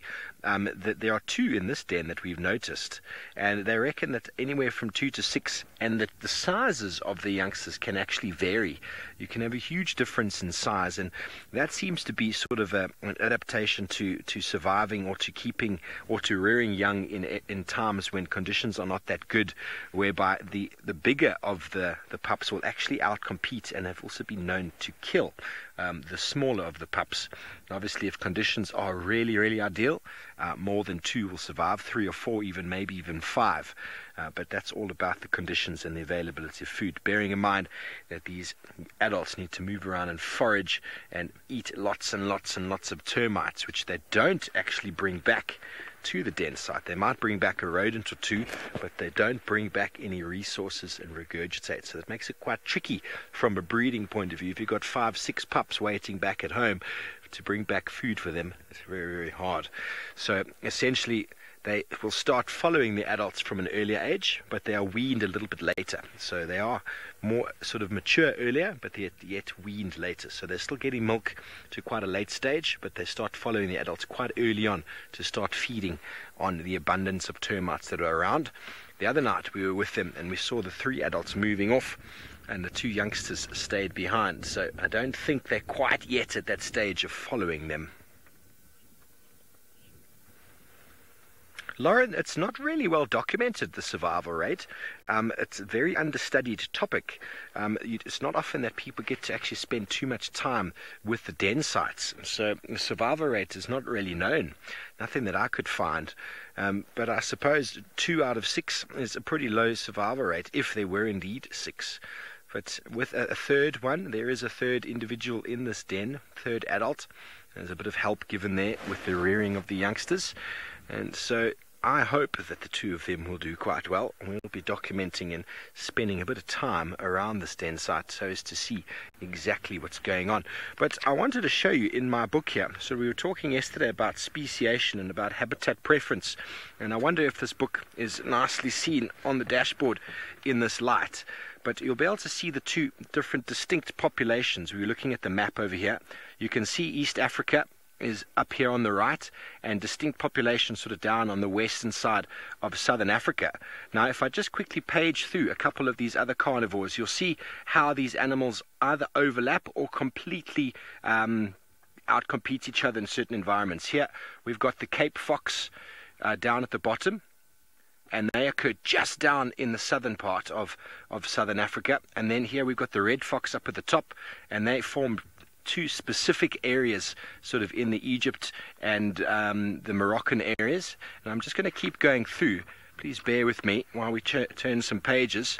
But just to see how these carnivores either overlap or outcompete each other. There's a Rupel's fox that occurs just up in the north of Africa, and that sort of obviously overlaps with the first fox that we looked at there. The pale fox, which is at the bottom here, has got a completely distinct range from the Rupel's fox above. You can see how very, very different sort of area, a perfect line across the top there, completely south of the previous fox. And then once again, we've got something called a fennec. Sorry, up at the top here, James, if you don't mind. First, the top one. The fennec, which I think is a very cute sort of fox, that occurs right up in the north, so a bit of overlap with the first 2 that we spoke about. But then the Ethiopian wolf, the rarest carnivore in the African continent, only occurs in a few small places up in the highlands of Ethiopia. So absolutely no overlap with anything at all. And we're just going to go one more over to the back side here, and you'll see that obviously the black-backed jackal occurring again, very similar sort of ranges to that of the bat-eared fox, East Africa, and then down in southern Africa, but all the way to the eastern side as well. So there's some overlap there, which works quite nicely. But then last page, sorry, bear with me, and this is the 2 other jackal species that we see, and you can see how they fit in. The side-striped jackal, completely in separate areas from the black-backed jackal, but a few similarities up in East Africa. And then finally, at the bottom, the golden jackal, which dominates the northern part of the continent. So all these animals would have been very similarly related for a period of time, and habitat preference is what's sort of speciated them out into different species. Anyway, I hope that was some enlightenment for you. It's nice to see it represented on a map. But while we see if these individuals get up to anything, I believe Sydney would like to show you some tracks. I have got a very, very clear track here at the moment. You can see this track has got 1, 2, 3, 4. I can see the 4 toes there, and 1, 2, 3. You can see also the 3 lobes here, which is now making it clear that this is a cat. And this track is for Hosanna. So Hosanna probably last night has been spotted in this area, and this morning I'm sure he went much more up towards the Viotela Pen area, Galago Pen area. So he might be around. The chances of seeing him this morning, they are very much high. These tracks, they are very much fresh, I can see. So when the sun is rising, the tracks, you can see them nicely. But soon as the sun comes to the center, track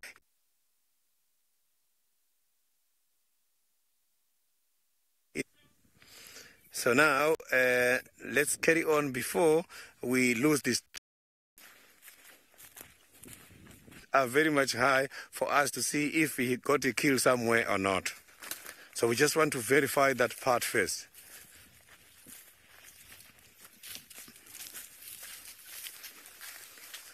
So there's quite a lot of nice trees here where he can be able to hang his kill if he's got a kill in the area.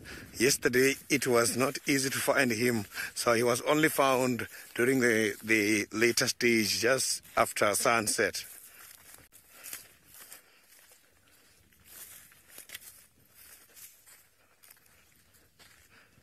Or maybe the elephants we heard earlier.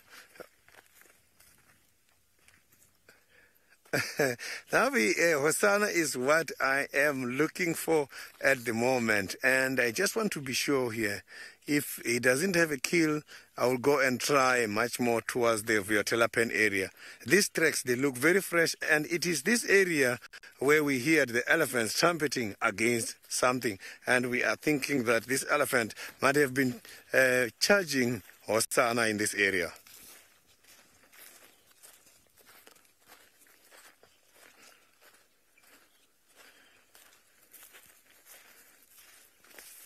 So the tracks are still showing that they're coming from this direction. So the drainage line is not only suitable for the cats. The big heads of animals such as buffaloes, they also come in here and rest during the day. So it can be a dangerous area, a drainage line. Dry riverbed provides these animals with quite a lot of moisture. So now let's cross over to the Masai Mara, where David Gatamba Gitu has got some earlands.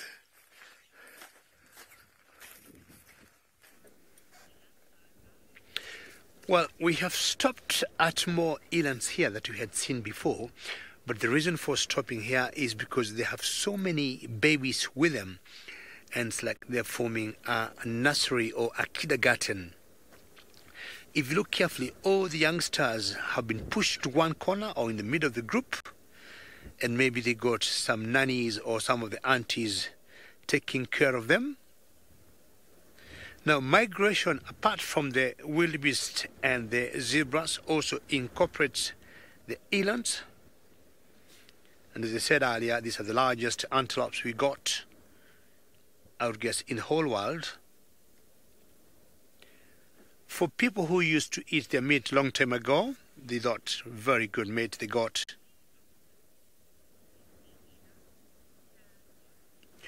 Tazo, where else in the world would you see elands? I do not know they exist anywhere else outside Africa. I highly doubt. I do not know 100% for a fact, but I would guess they are more so of African antelopes.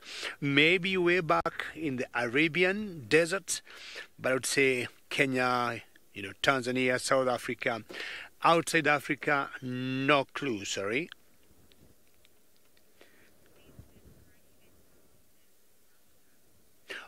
Alrighty, Stivovo just corrected me, and they say they found it in Russia, but I would want to ask Stivovo, do they get them from Africa? I would guess so. Or are they naturally found in Russia, which I would highly doubt. The climate in Europe, I do not think it would be able to sustain the elands. And, I mean, you also get ostriches in America, you got ostriches in Europe. And I think originally all these animals have always come from Africa. You get the spotted hyenas, like what we were watching with the lions there, all over the world. But I think originally they natively belong to Africa. So yes, they would farm them. And I think while they would farm them in Russia, their meat is said to be very similar to that of like beef. But also it has been claimed elands got very good milk. There's certain people who maybe for one reason or another, for health conditions, they are not able to breastfeed their kids. And I've heard some doctors or pediatricians recommending eland's milk, and they say it's more nutritious than cow's milk. I do not know, but I've heard that many times. You can see the dewlap there swinging left, right on that which I would guess could be a male. Males having much bigger dewlaps than females.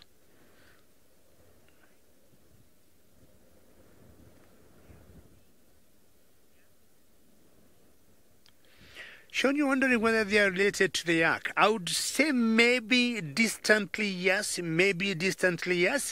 but looking at them here in Africa, I think they are in the Antilopinae group. They belong to a group that you call a tribe of antelopes. And look at the dewlap on that massive male there. And see, he is quite greyish in color. And dewlap has been known to make a very good soup. I'm talking of years ago. And look on the head. It got something like a crest just flopping, or like a mane on the forehead. I wouldn't know what else they are related to in the world. Very high jumpers.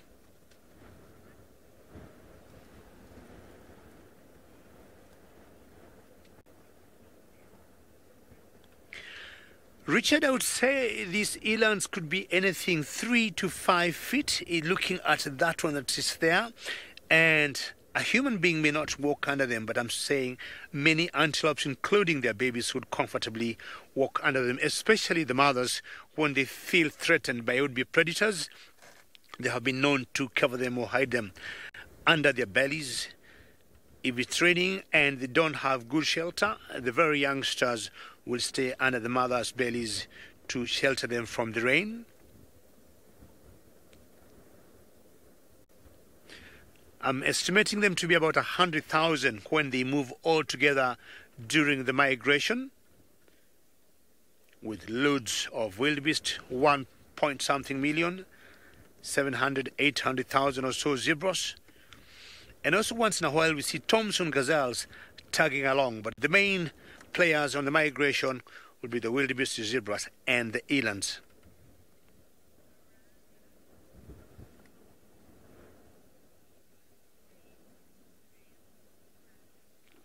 Miranda, the elands are not monogamous. Oops, and Miranda, speak of a baby nursing there. And you'll get different females mating with different males. So they're not monogamous, and you'll see them interchanging partners. Unlike, say, predators like lions, where you'll have maybe the dominant male mating with the females, elands will have different females with different males mating. But it seems they have a particular breeding season, because looking at those babies there, they more or less look to be of the same size. Come on, mama, you need to slow down. That baby needs to suck. I'm not sure why she cannot stay still. The baby there looks very hungry. She needs to keep nursing. But I think the mother doesn't want to drag behind very much. And remember, this is a very interactive safari we do. Should you have any questions or comments, send them through using hashtag SafariLive. Yeah, I think the mama now is a bit still and allowing the baby to nurse. And in general, they'll always have one baby at a time, but occasionally we have recorded twins. Steve's foxes now might be waking up.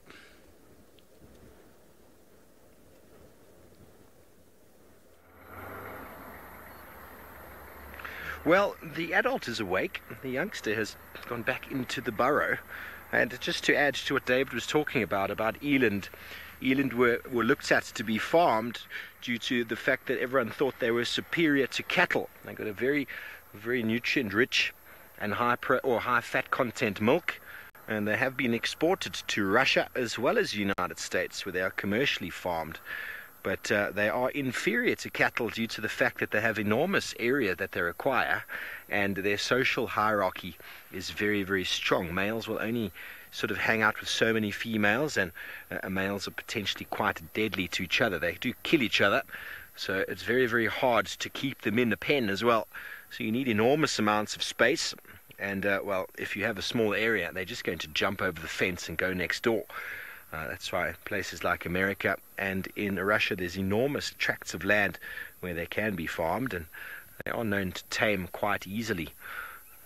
Very, very nice meat, gamey meat, and so farmed extensively. But David's 100% correct. They do originate from Africa. They didn't originate anywhere else before. And the name eland, in fact, comes from the Dutch word to mean elk. They initially would have thought it was an elk. Before Europeans came to Africa, they didn't really know what an antelope was. Thought it was one of the old species of elk, deer-like animals. But then surely the eland never loses its horns. If anything, they just get bigger and bigger. But that is it for eland for the moment. Bat-eared foxes, I don't think, are going to get up to too much, I'm afraid, folks. So we're probably going to move off in the next moment and see if we can find anything else. But a beautiful morning once again.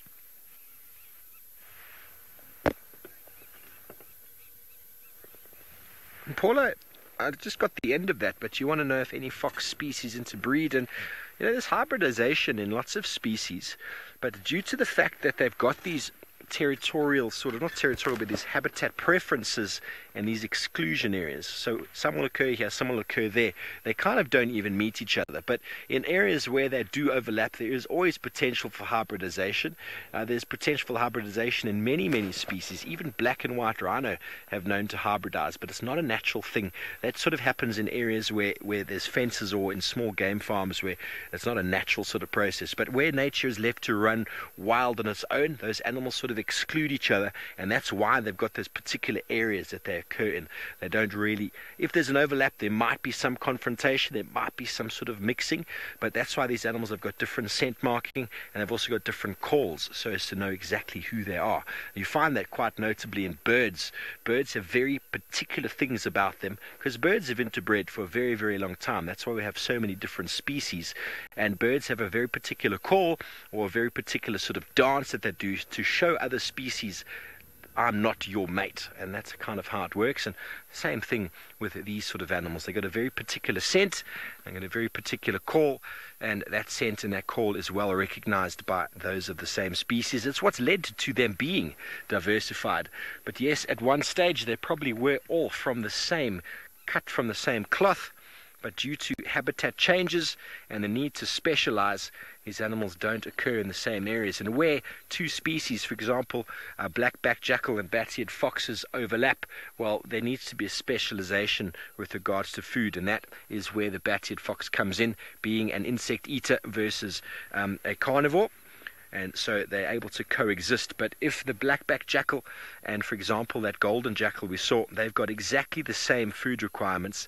So when you look on the map, they completely exclude each other in the different areas. The same with the spotted hyena and the striped hyena. There's sort of like a line that crosses Africa where the spotted hyena is south of that line and the striped is north of that line because of the competition with regards to the food resource.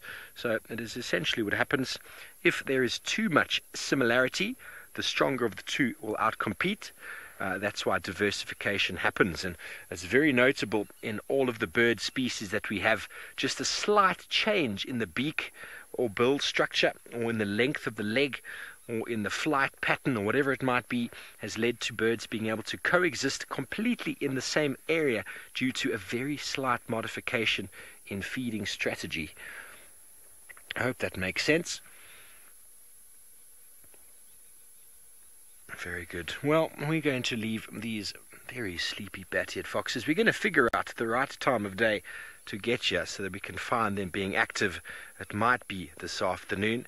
But for now, we're going to move along through the thickets here, see if I can get Cal 6 a rhino.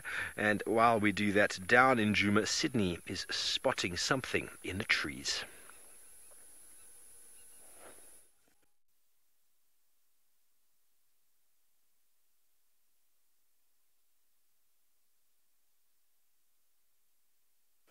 So here I have got one of the interesting insects here, and there's quite a lot of them. Senzo, can you please show how many holes we are seeing here? I am seeing maybe more than 30 holes at the moment. All these final traps, look at this, how many. So here you can see that we have got quite a lot of ant lions here. So the ant lions, I want to tell you something about them. These ant lions, they eat the ants and they absorb the fluid from the ants. But the interesting part is the ants, they've gotten a formic acid sac. Formic acid is kind of a chemical the ants are using to protect themselves. So this formic acid, the ant lion don't like it. When they catch the ant, they know where the formic acid sac is. And then they absorb only the fluid they want and leave the formic acid sac and only absorb the other ones they want. These insects don't go for drinking, so they only survive from the fluid until they get to 3 years. So is that not amazing? Insect just surviving from the fluid from the beginning until 3 years. More than 3 years is when it's going to start eating some solids. Something you mustn't forget about the ants is that ants, they don't eat solids. The ants eat fluid. So that's why this insect is gaining a lot of fluid, because in the bodies of the ants, there's quite a lot of fluids there, because that is what they eat. Yes, you might have seen the ants on several occasions having the solid and dragging the solids into the nest. When the ants get to the nest, they don't eat those solids. You know what they do? They take the solids and give the solids to their larvas. The larvae, their body shape is different from the adult ant. Adult ant, you will see they have got this chest, and then they have got a waist and the stomach after the waist. And the larva is just one, it's not divided into two. So it's just one kind of a shape, which is a big shape. So these larvas, they take the solids and they eat them. And after eating the solids, they secrete water from the mouth, and that is when the adult ants are going to eat. In other words, a colony of ants, it is supplied by the larvae for the adults to eat.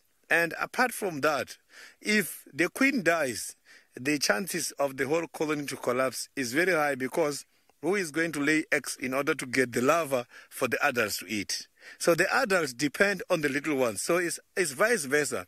The little ones depend on adults. Here, the adults depend on the little ones in order to survive. Something interesting.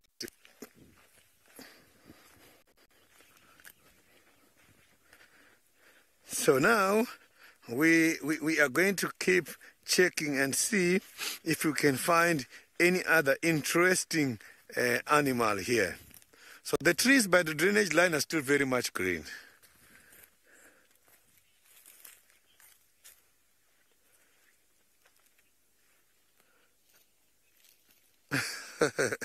Good news, the ants, I tested an ant before, but accidentally. The acid, you can feel it on the tongue. So that's true. If you taste the ant, some of this ant, you can feel that acid from the tongue, especially if they bite and also secrete it as a defense. It is burning.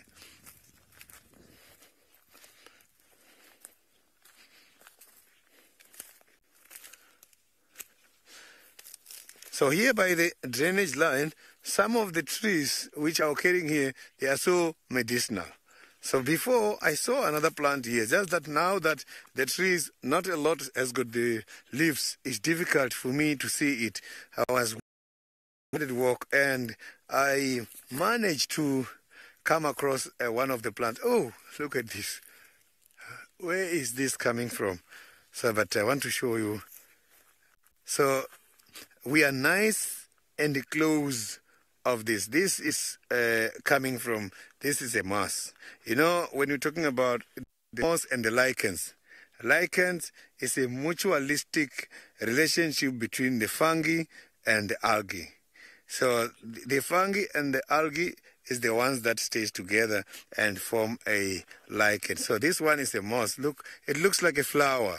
It doesn't look like it's a moss. A moss is that one you find attached to the trees. And normally you will see them facing the direction from where the rain normally comes from in that area. So a lot of them, you will see them facing that. And some, they also face a direction of the sun because they also depend on the sun for them to make some food. This looks beautiful.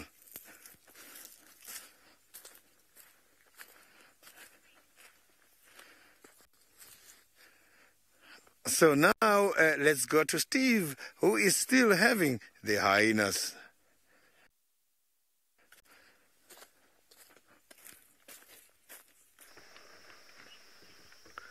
We spotted this hyena coming out of the thickets with an enormous bone in its mouth and was walking towards us, and then decided to put it down on the ground because I think it's quite a heavy bone. It really looked like a big leg bone of a giraffe or something. I'm not quite sure exactly. And now it's decided to put it down and to feed a little bit. Could be something in the thickets there. There were quite a number of vultures here yesterday that sorry about my head, that we were investigating. But we didn't manage to see anything because it's very dense, very thick bush. But you could almost smell the meat in the air. But it seems as if now the hyena has grabbed a bone and has moved out of the thicket. So it just proves there definitely was something in there, but who knows what it is. There are a few cars up ahead here. They might actually be with some lions or with something feeding just up on the left. So I'm not getting a very good view of this hyena. I thought it was going to continue walking towards us with its prize. But the way it's moved out and now looking back towards the thicket indicates there's probably more predators inside there. That's what hyena like to do, grab bits and pieces. Lions will as well, and move away from whatever scene there is. And if there are lions and this individual's managed to grab a leg bone, well, it's done very, very well. Remember, we had those two hyena yesterday moving across the plain. And I think they might have actually been in this thicket as well, busy feeding. Seemingly quite a large animal if there's still meat to be going around. But maybe due to the thickets there, the vultures weren't able to really get inside, because it's quite tricky being a vulture, going into an area that there's lots of branches and thickets around, because they can't jump and fly. And, well, then they're prone to being taken by predators on the ground. But interesting indeed if it is something in there and the vultures spotted it or smelt it.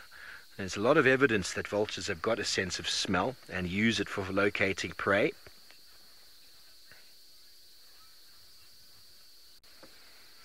Rosebery, a lot of people are saying quite similar things since SafariLive has been spending a lot of time with hyena, that their fondness for them has grown.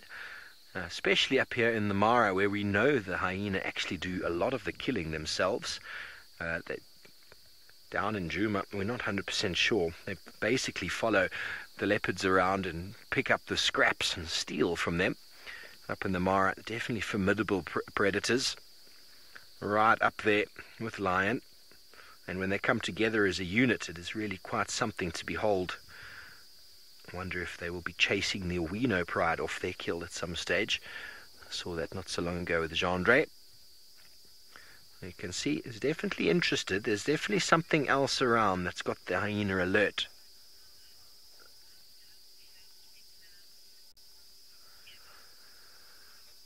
Proud Cat Mummy, you want to know how a hyena clan forms or comes together? That's a very good question.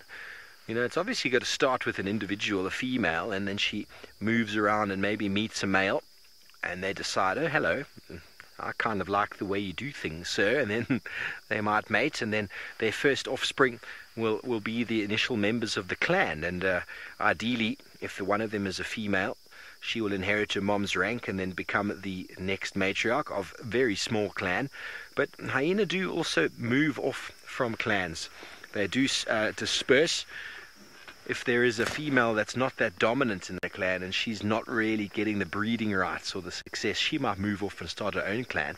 Same as males generally move out of clans, and sometimes females who dominate a clan are more willing to mate with outsiders than with males within the clan, sort of a genetic inbreeding, limiting that. So often females will accept males from other clans moving in and accept them for mating. Obviously that genetic movement around. So it's basically just the movement around, similar to what lions, just starts with one. She needs to meet a man, have some cubs, and the pride starts that way. Okay, well, let's move around to where these cars are and see what else we might be able to see there. In the thickets here, very, very hard. But so evidence of vultures being able to smell, because I've found carcasses underneath trees and thickets that were absolutely impossible to view from the air. And there's very, very good sort of background thinking that vultures actually use their sense of smell to find what they're looking for sometimes, which is quite interesting, I find, because birds aren't really known for using their smell, although they do have smell. They're not really known for it. But if your job is to find dead and rotting carcasses, well, there's no better way of finding it than with your nose. Okay, well, we're just going to get around here, see what these guys are looking at, but in the meantime, David is still in search of the sausage tree pride.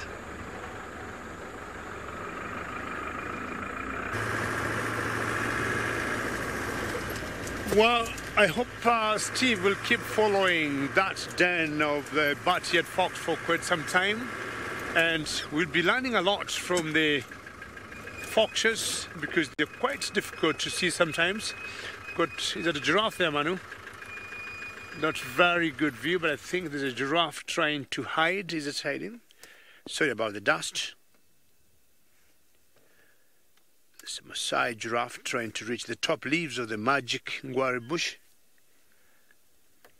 Very good. Megan, the final control, says nice. Every day we see a giraffe, I think it's a good day. Are you looking at us? Are you hiding?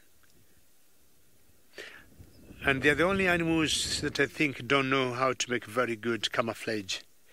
Because of their big size, they can't hide very well like lions or leopards. One big advantage they got, they're able to reach the very top leaves of any plant or bush or tree they would want, unlike all the other mammals. Of course, having the advantage of their long necks. And this is a Maasai giraffe. We've got two other subspecies or races of giraffes in Kenya. We have the Rothschild giraffe, and we also have the reticulated giraffe, which I think should be in a different class or different type or species.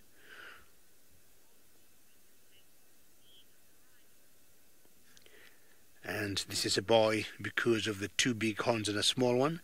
But I think Stivovo has turned out to be a rhino whisperer. Cal 6, I hope you're still watching, because we've managed to find another black rhino for you. I know there's lots of other viewers out there that are always very excited to see the rhino. And here we've got what looks to be a male moving through the thickets. The vehicles we saw were actually hoping to see this guy, and well, he's now come out into the open for us, which is awesome. Very, very cool to see rhino out here. Wonderful that we're able to film them up here. Spread the awareness of rhino conservation.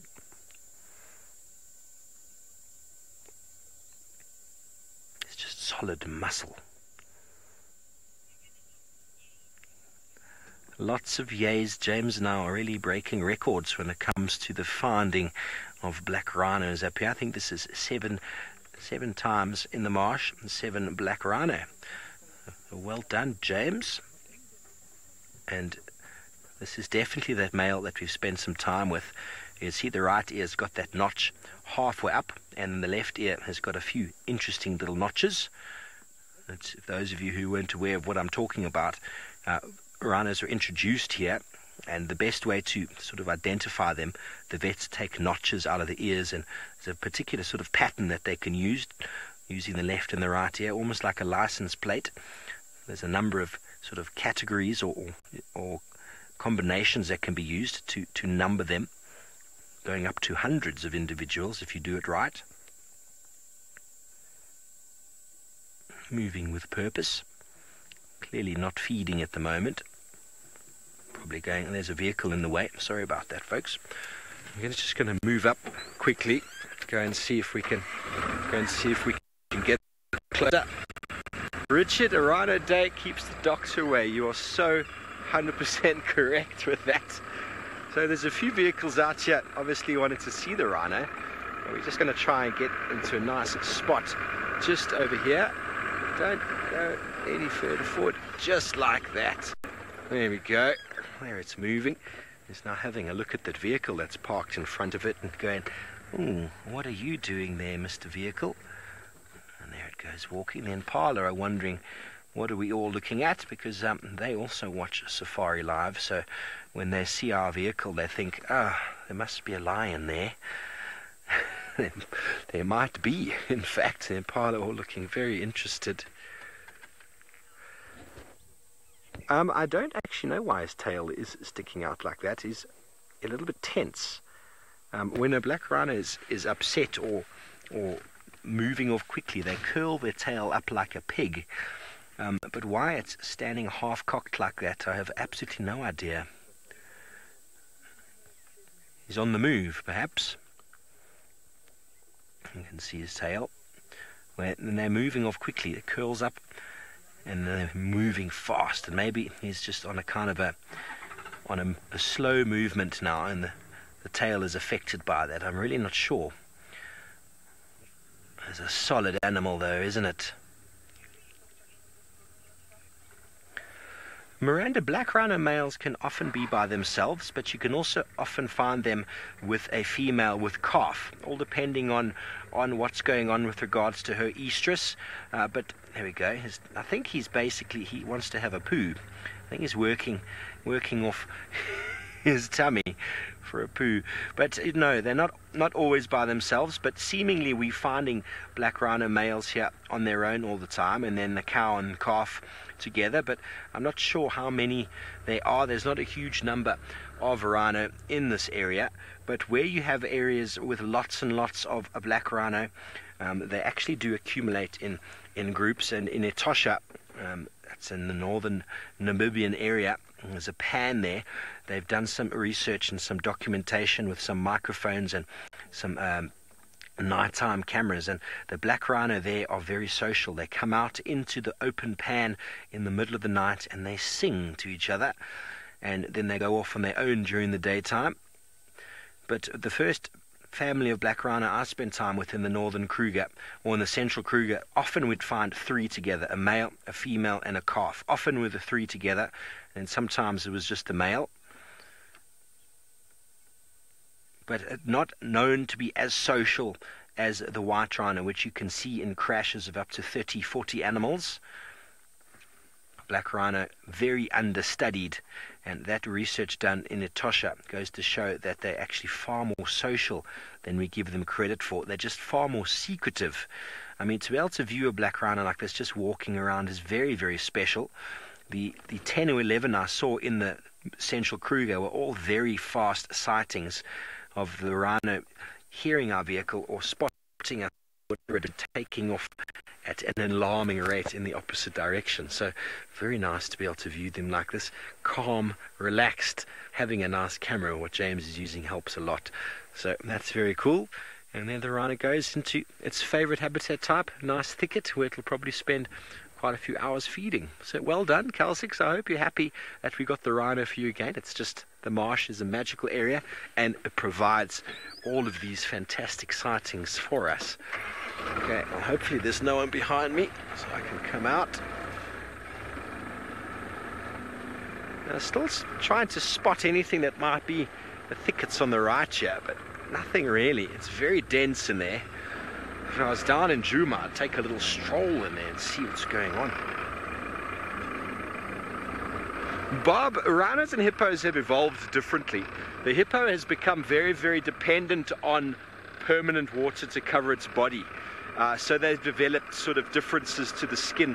Black and white rhino love to bask in the sun. They love to mud wallow to cover their skin, also to protect them from the sun, but also the mud is for the ticks. So I think hippo got far more sensitive skin. Hippo being sort of a lot of adaptations that they've had, but if there's no permanent water to cover themselves, hippo will die. They'll dehydrate and die, whereas a rhino just needs some mud and some water to drink. It doesn't need to physically cover itself. So those are some of the differences. But you take away permanent water, you won't find hippos there. You'll still find rhino. Example, Etosha is a dry desert salt pan area, and you get black rhino there because they get a lot of the moisture from the food that they eat, and there is mud around for them to wallow in. So most certainly black rhino, elephant, white rhino have got a similar sort of toughness to their skin, whereas the hippo, well, they don't. But it's all about moisture, really. Getting lots of waves and hellos from all the people around here. And here are the diligent workers doing very hard, looking after our rhino. Thanks, guys. They're looking after the rhino. It's a very hard business. But anyway, while we see what else we can find along these open areas, let's go back down to Sydney and see how he's getting along. I am just coming down from this termite mound here. I hear some elephants and they are making a lot of noise, much more this side. So after here, we're going to carry on and see what we can find. But I want to try and taste these leaves here because one of the evergreen trees, and I've never tasted.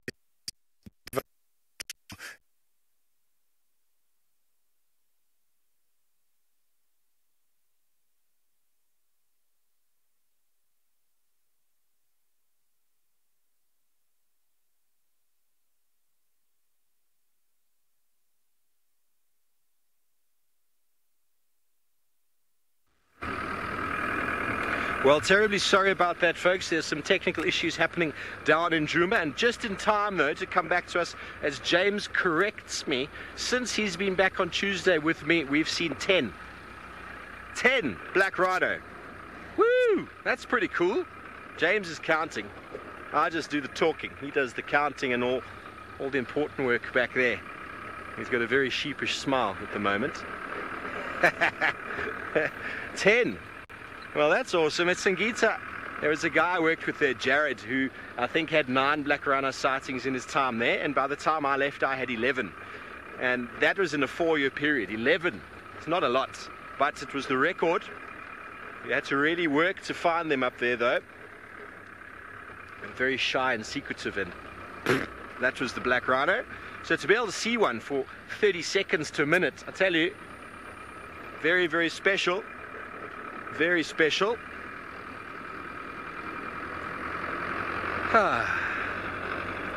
Nice feeling.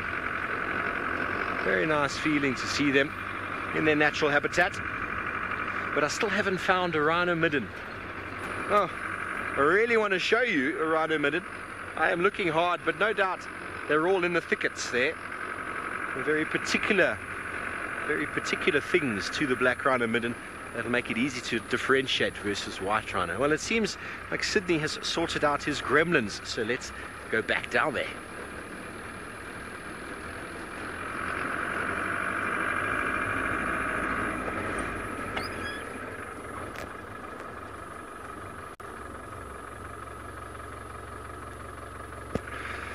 It seems like we're having some technical issues with the south, but that's okay.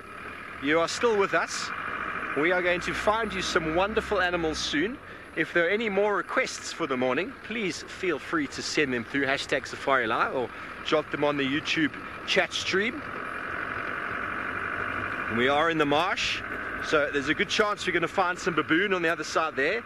There are going to be a warthog, there are going to be waterbuck, and no doubt we're going to find a couple of herons and storks, and maybe we'll get some zebra behaving all funnily again today. Okay, well, David is not having technical issues, so he is still in the search of the sausage troop right far south from where we are. Let's go and see how much luck he's having. Well, yeah, you'll always see any behavior of animals out here in the wilderness, and we kept going, and I finally arrived in the sausage territory, and have not seen any of the females, but have found this male here which forms the sausage coalition. And what I want to do is just to have a little bit of a swing so that we can see his beautiful face. Now let me move forward, Manu, if you allow me to do that. And he seems to be very sleepy because he's still a bit cold and tucked in his blanket there. And let's look at him. He's one of the youngsters that hangs around with another big male that we call Kipuli. But let's have a better look on his face and maybe his eyes. Manu, let me know when to stop. I think that's good there. Okay, thank you very much. And the females could not be very far from here, that's my guess. You sleepy male. Nothing out of the ordinary. Males have been known sometimes to go for 20 hours sleep.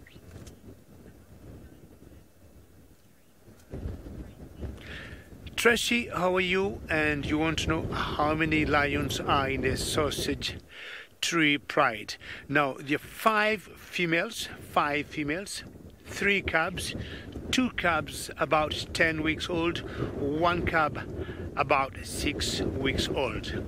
And then there's a coalition of males that live around this same area of the sausage tree pride that is consists of 3 males. This is one of them, and another one that's more or less the same age, and there's another older one which we think is the more dominant one that is called Kipuli. So 5 females, 3 cubs, and 3 male lions.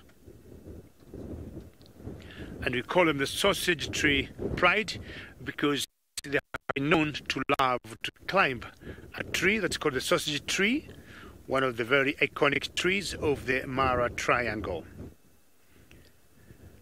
If they get so many flies on the ground, on the grass, and they get irritated or it's too hot, they get some very good shade on those trees. They got very solid branches, huge leaves they got, and rarely the flies will follow them up there. You can see the mohawk being blown by the wind. But it's very sleepy, eh?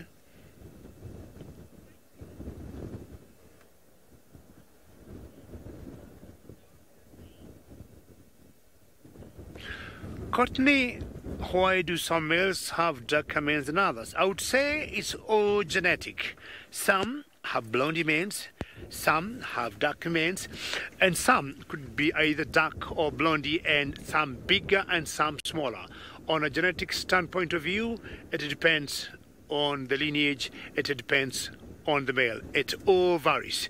But you notice the females tend to prefer the males with a much darker mane and possibly bigger in size. The men being much bigger in size than the lions that have shorter manes, the females tend to mate with them a lot. In a way, they're guaranteed of good genes from these males, which they know their cubs can face starvation easily, or they have better chances of survival. I found out once in a while females or the lionesses mating with 2 different males at the same time or at different times, but what would happen is they will choose maybe which male to conceive with.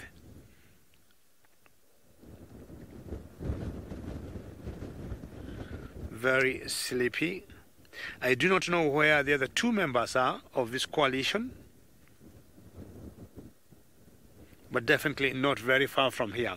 And seeing him here tells me the sausage or the girls are not very far from this point. It's maybe just a matter of time before we see them. And the wind is really picking up. Remember, very interactive drive. Should you have any questions or comments, please send them through #SafariLive on Twitter. Are you opening your eyes to have a quick look on us? We are harmless. You're just enjoying seeing the wind blow your mane. Very good job, Manu. Maybe someone needs a comb and just brush that mane. See what style it would come into. I'd brush maybe one side and maybe have a small little line in between there. Lion fur is very hard. To me, they're just like wires. They're pretty hard, just like for cheetahs. Not maybe as hard as from the leopard. This fully grown boy.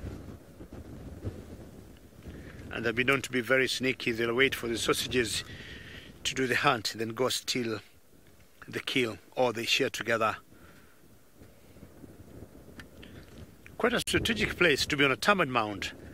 Until I saw the darkness, or the dark head, I almost passed him without picking him up. Are you putting your head up for a minute or not? Or you just want to sleep? It's very easy for wildebeest or zebras to pass close to him without noticing him. And that's how sometimes when the lions hunt for themselves, they hide like this, and that's how they chance to bring down the prey.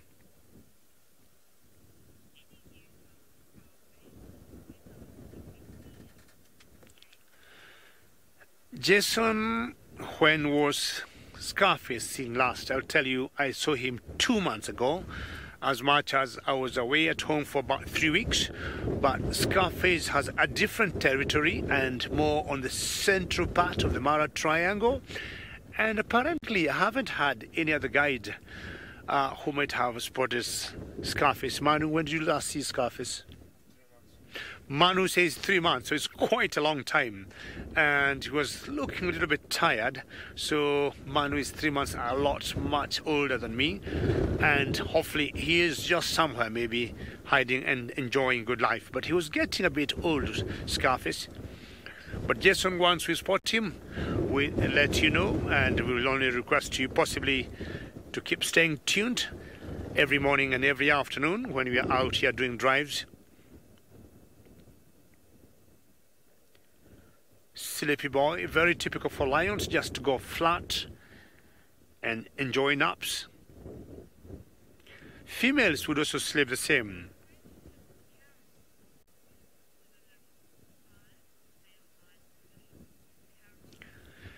Caro, normal size for a coalition of male lions. It depends on where you are, the availability of prey, and of course the habitat or the acreage, the size of the area you find the lions. In the Mara, seeing 3 is very possible. This particular coalition has these 2 young males and a big one called Kipuli. And close to our camp, we have what we call the triangle boys, and the triangle boys in general are always 4. So 3 to 4, Carol, is a good number for any coalition of males. 5 once in a while we get, but I would say an average of 3 to 4.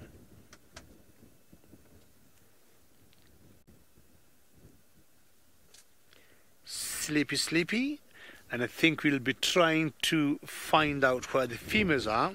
Sometimes they stay not very far from each other.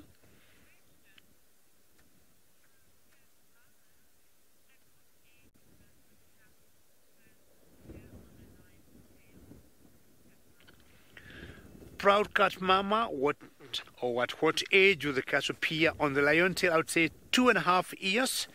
2 to 2.5 years should be just the right age, proud cat mama, to see it appear on the tail. You'd wonder if lions, when they're sleepy like this, whether they dream, and if they dream, what do they dream of? Maybe they dream the female's going to get a wildebeest down or a zebra, and they eat him without letting him know. Not sure to say whether he is blending in there very well or he is just hiding in the grass. But from a distance it's very difficult to pick him up. Alrighty, we let him sleep. Oops. And maybe go look for the females, which I guess they're not very far from here. Manu, do you want us to do that? All right. Wind picking up much faster than before, and this is the weather pattern we had yesterday, and then we ended up, oops, we've got a beautiful fish now. And before we got Steve. He decided to rise up and show us his beautiful face. And I think the direction he is looking at, that's where maybe the females could be. He might help us get the females. Thank you very much, Mr. Lion. Very good looking face. Great eyes, yellow. I don't think I would want to meet this lion when I'm walking, but possibly I would be happy to meet some baboons on the way.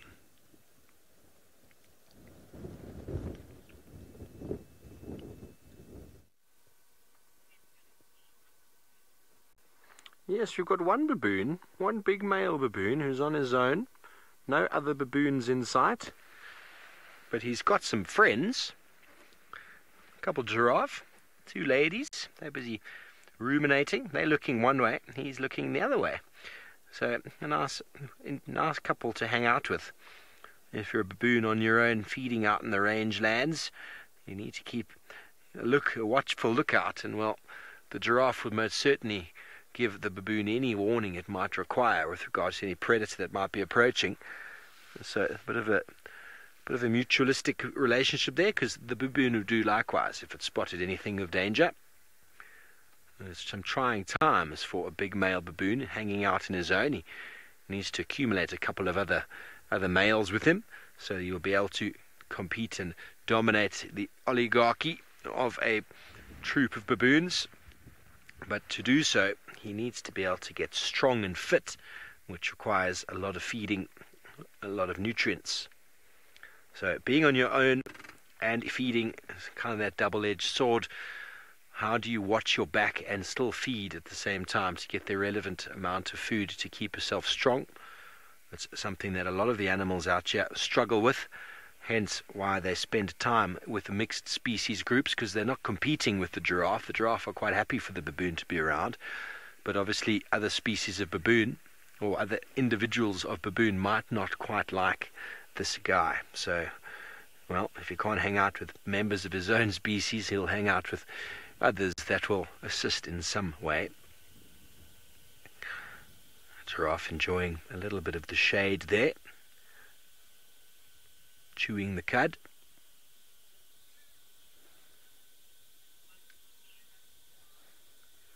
Kermie, other species of monkey up here? Sure, well, that's a good question. I've definitely seen olive baboon. I haven't seen any vervet monkeys. I'm going to have to look into that with regards to... James, have you seen vervet monkeys up here? No. Not 100% sure, Kermie, with regards to monkey species. I'm definitely going to have a look. The only ones I've seen are baboon, the apes, baboons. I have a little scan through my book and see what others occur, but most of the species. So vervet monkeys should occur here. I haven't seen any though, but they should occur in the Mara in certain places.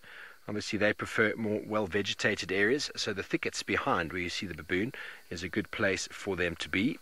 Also known as the green monkey, vervet.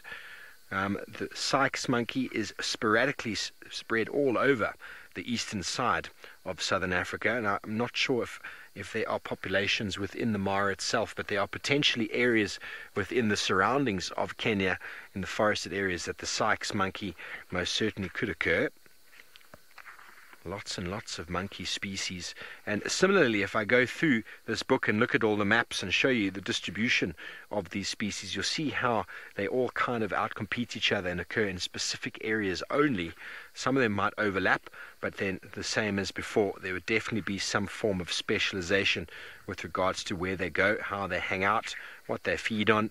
It might be a stratification element, so a feeding height within the forest canopy versus right up on the top versus on the ground. For example, gorillas are generally ground-dwelling, ground-feeding sort of apes, whereas smaller monkeys would occur much higher up in the tree canopy itself. But lots and lots of apes in Africa, lots of them, but not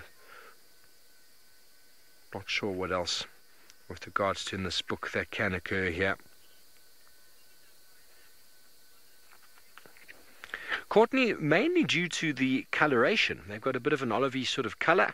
They've got very thick fur, The yellow baboon is got a similar sort of fur to it, maybe not as thick, but they are actually a yellow color.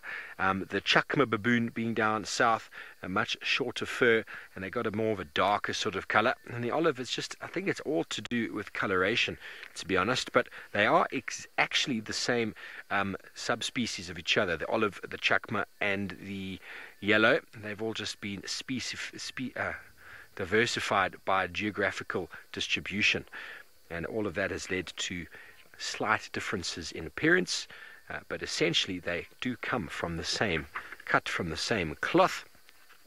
No, so with regards to apes, that is about it that I can see through a quick little glance in my book that would occur here. But the forested areas most certainly are a perfect habitat for the blue or the vervet monkey, and Sykes monkey would probably also occur in certain forested patches. They do also occur down in South Africa in very fragmented parts of the southeast coast, the Sykes monkey, and the vervet monkey occurs all the way down. So preferring more forested areas with a little bit of an overlap into savanna, and then the baboon really doing well in the open plains out here. They're the only true ape to actually have moved out into the open. Obviously the same as us, we've moved out into the open, and that has led to our tall, upright, standing position. And when we walk out in the open plains, lions most certainly can recognize our human form.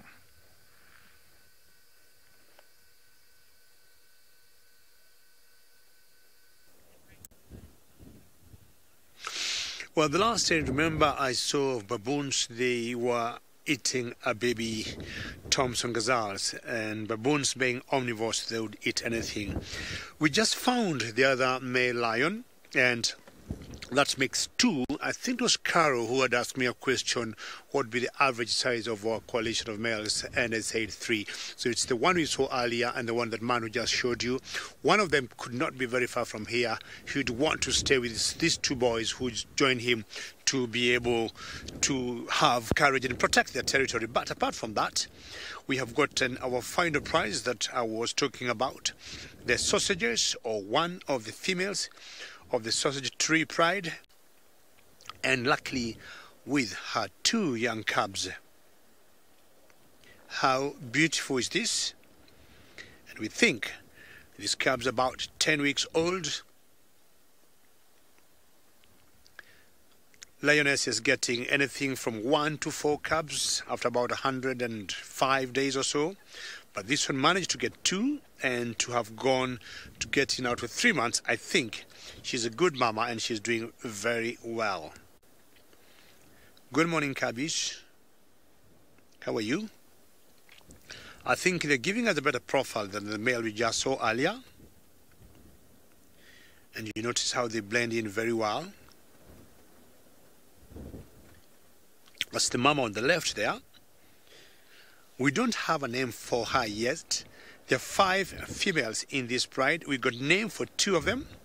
We have one called Limpy, and we have another one called the Kinktail, because she got like a knot on her tail. And I think it's high time before the end of the year we give names to the other 3 females.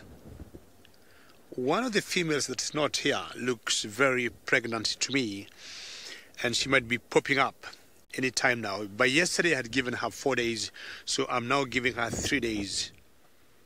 And if we don't see her today, chances are she has gotten herself a nice place to bring down her cubs. They'll always tend to choose some nice areas away from the rain or cold because of the tenderness of the young ones.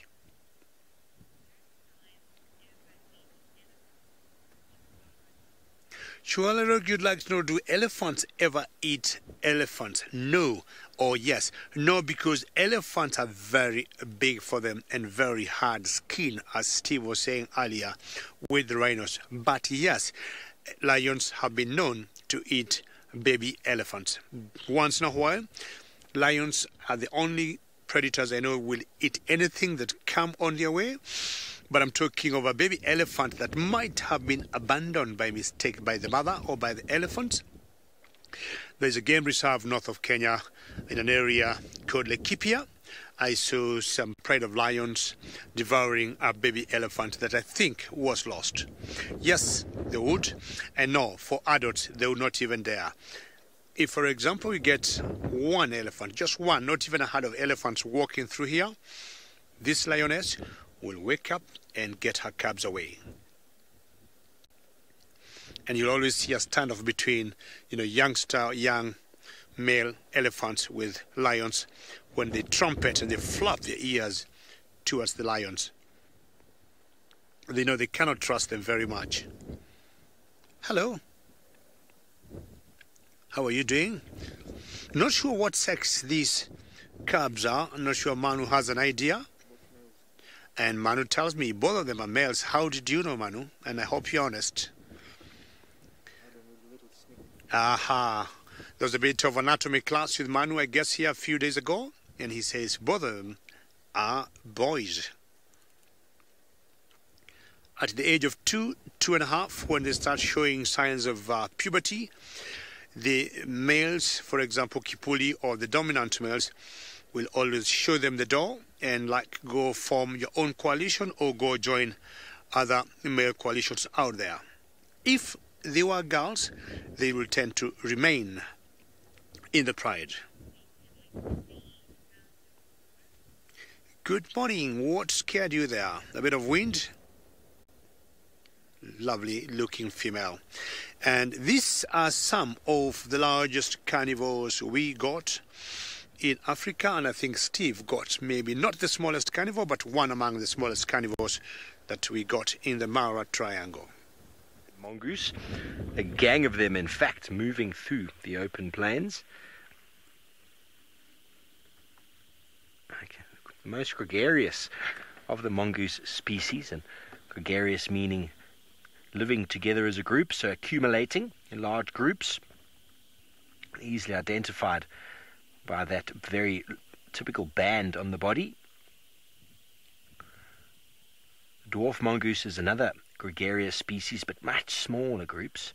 I've never seen a dwarf mongoose up here, and most of the other mongoose species that we find, as far as I'm aware, are all solitary, not forming these large groups. So once again, differences in very similar individuals, change in behavior and habitat preference is what sets them apart. Very territorial. They will band together to outcompete and fight any other banded mongoose group that is around. Tails in the air as they charge into other groups, and it is indeed a gang warfare as they fight and compete with members that cross a boundary. There's lots of scent marking and anal pasting that goes on in mongoose families. Claim their turf, and moving through the open like this really are quite sort of effective foragers and hunters. Any snake that they come across really is gonna have a hard time. They will also go for scorpions and birds, being omnivores as well. Feed on grass, seeds, fruits.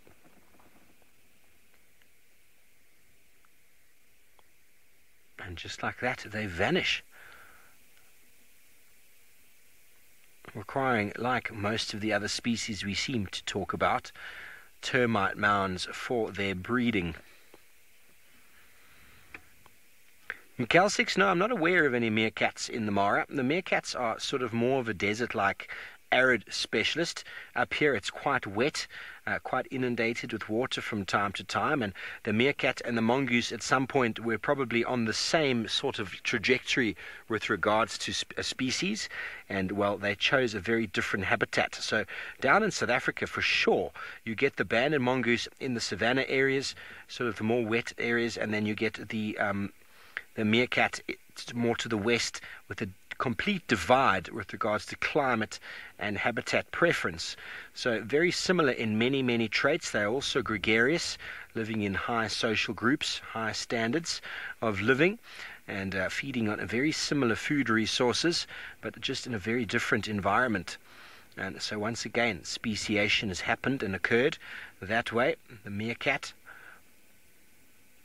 not being a true mongoose, but diversifying at some point, known as a surrogate, but so many of their traits are moved across, and it's because they are very successful traits. Working together as a unit, you're able to defend a food resource, and in an area where food resource, for example in a desert area or arid area where food resource is limited, being able to defend a set patch is very, very important.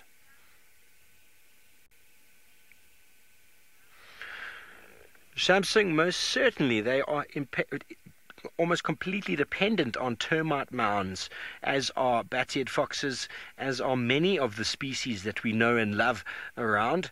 The aardvark creating holes in the ground, the termites being not only the food resource but the engineer of elaborate burrows and den sites underneath the ground, and mongoose able to dig and burrow into those termite mounds or feed on the termites themselves and any other insects that might be inside there, as well as snakes, scorpions, lizards that might use the holes as well for their homes.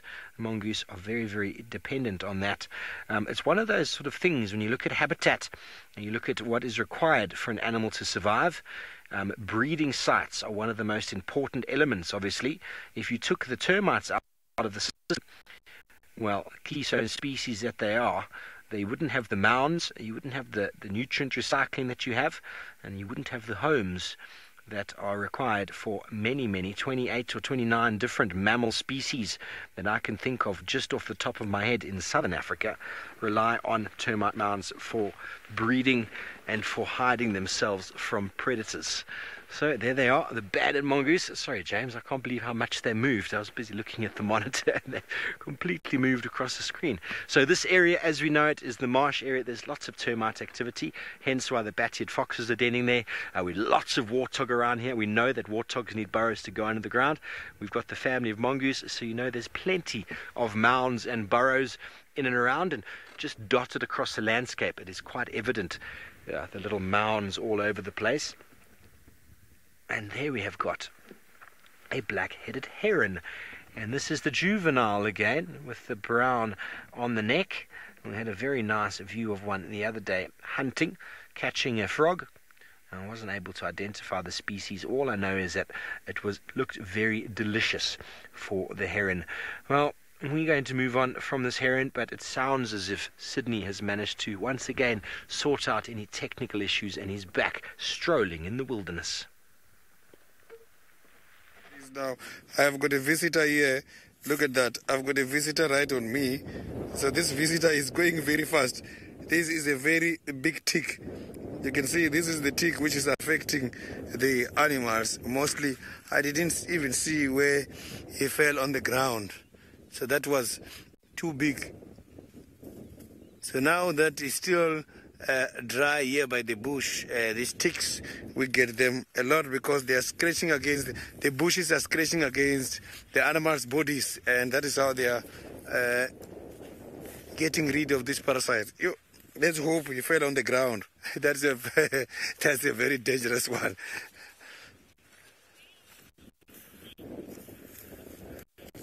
Deborah, I've got to watch out for snakes all the time. By this time of the year, snakes are active and they are out now because the sun is good for them. So that's why I've got to also wear the safety boots, because the snakes can be very dangerous. So I've seen a lot of tracks already, driving and walking, of the very big snakes.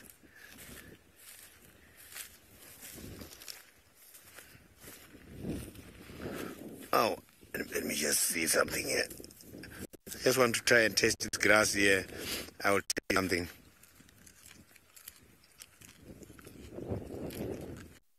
Grasses. Animals. When the animals are eating these grasses, they are getting quite a lot of vitamins and nutrients. And vitamins which are responsible for the animals to grow. If the grazers are growing the body size, big body size, as such as the buffaloes, you can see that grasses are nutritious because they are not eating anything else and they are not given supplements. Only from the grasses, the bodies grow very big. So the grasses, they have got a juice. The grass juice is rich when it comes to the vitamin B, which is also called folic acid. So this vitamin B is the one which is responsible as well in order to grow and to provide us with the red blood cells. So animals, when they're eating grasses, animals we've seen, such as Hosanna, and the taste is not bad. The grass doesn't taste bad. So animals such as Hosanna, when they're eating the grasses, they use the grasses in order to clean the digestive tract, so that if there is small piece of bone stuck and the fairs from the animals and hairs, in order to avoid hair balls, they will be able to take them out. You must remember that when the grass is eaten or ingested by the animals, they don't only come from their external organs at the back. They also come from the mouth. They can excrete them from the mouth. Sometimes eating too much grass makes the animal sick. And when the animal is sick from grasses, they vomit. And the animals deliberately eat too much grass so that they can invite vomit to get rid of what is in the stomach from the mouth. So grasses are very much nutritious. When I'm eating here, this grass now, my stomach doesn't have strong enzymes to digest the grass. It's not adapted for that. But now let's cross over to the Masai Mara, where David is having something interesting.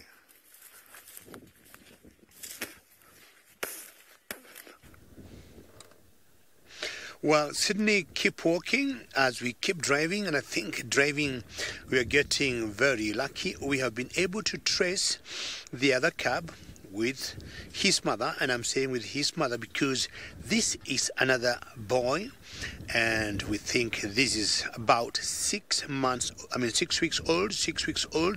The other two were about 10 weeks old, and that's just the mother next to him. We have done a bit of anatomy, looking under his tail, and we found out the testicles, and he is the boy. Oops. Time for play. Very good. Let's see. And that helps, of course, the mother and the boy to bond.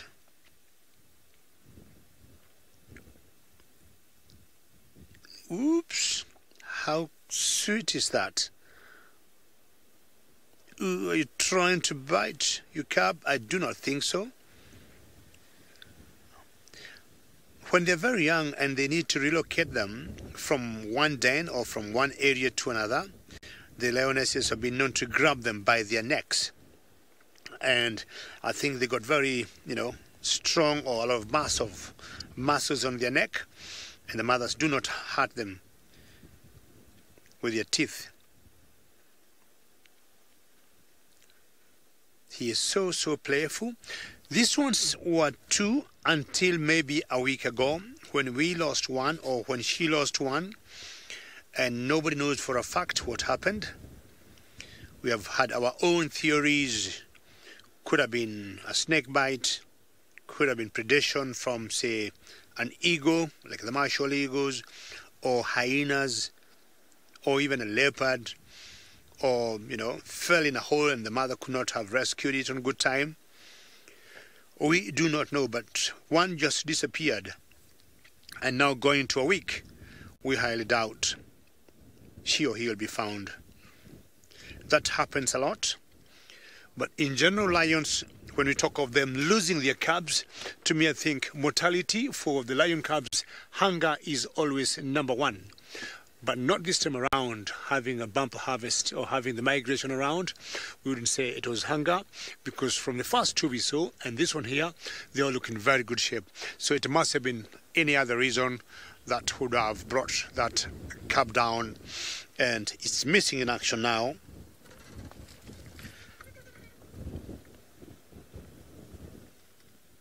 So we have found two. If you look carefully there, we got two females. The other one is with the two cubs. That makes 3 of the sausages. And 2 could be somewhere, either have gone for a hunt, or maybe they're somewhere where we cannot see them. When they're all together, there'll be 5. And very interesting to see those 2 boys very close to them. And in that coalition of 3, the big or the dominant guy with the bigger mane and the stronger one called Kipuli is not anywhere. He has been known once in a while to mate with the first set of lions that we saw that are called the Owinos. There's one that's called Butternut, and he was mating with Butternut a few months ago. And of the Owinos, if you remember, one female was missing, and possibly Kipuli would be mating with it now. Who knows? The ones that are here, I think they're all pregnant. I have not been able to see Kinktail. Manu, have you seen Kinktail yet? So one of these, I would guess, could be Limpy. And I'll be very happy if we see Kinktail or Limpy, which I guess Limpy is the one that have this young cub here.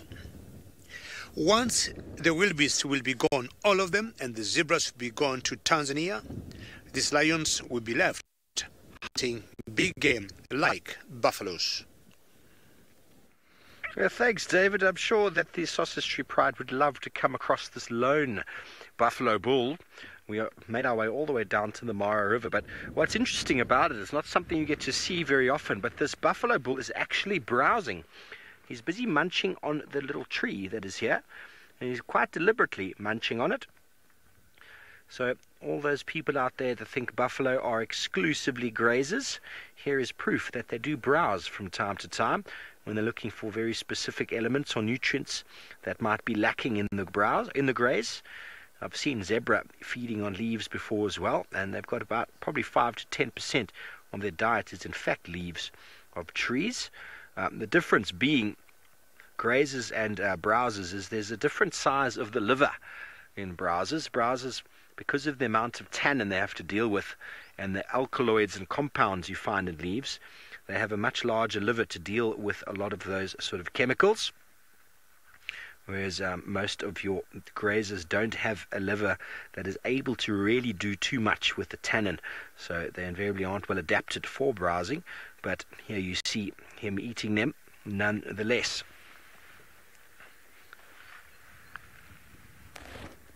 We are just lacking elephant this morning to be giving you a nice big 4 drive from the Mara.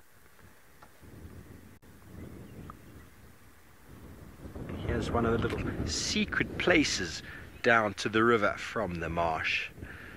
DG, he is a tank, isn't he? And on his own though, I was talking earlier about the baboon hanging out with other individuals.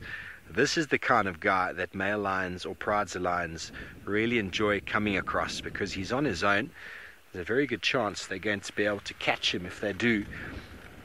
But he's also close to the water, as Duggar boys, being an older sort of male, they generally spend a lot of time very close to the water, and the water's right here, and they'll just be moving from the water to and from feeding grounds. And well, this guy is not moving far at all. He's just enjoying a very small little shrub that I haven't quite been able to identify yet.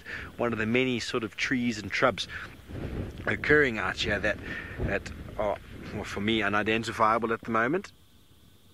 But he is really enjoying it. I've never seen a buffalo eating a tree with so much enjoyment. And bearing in mind, being a ruminant, all he's doing is latching onto the leaves. He's using his tongue. He's behaving like a giraffe today. And he's filling his belly with lots of leaves, so then he can go and sit and basically sit down and then re-chew the cud, which will maximize the benefit. Megs, I only got the end of that question. I didn't get the beginning of it. If you wouldn't mind repeating that, that would be wonderful.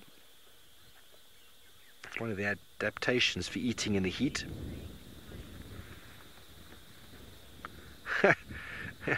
From a Niconico viewer, I want to know about the death rate in herbivores, carnivores and omnivores. It's a very interesting question.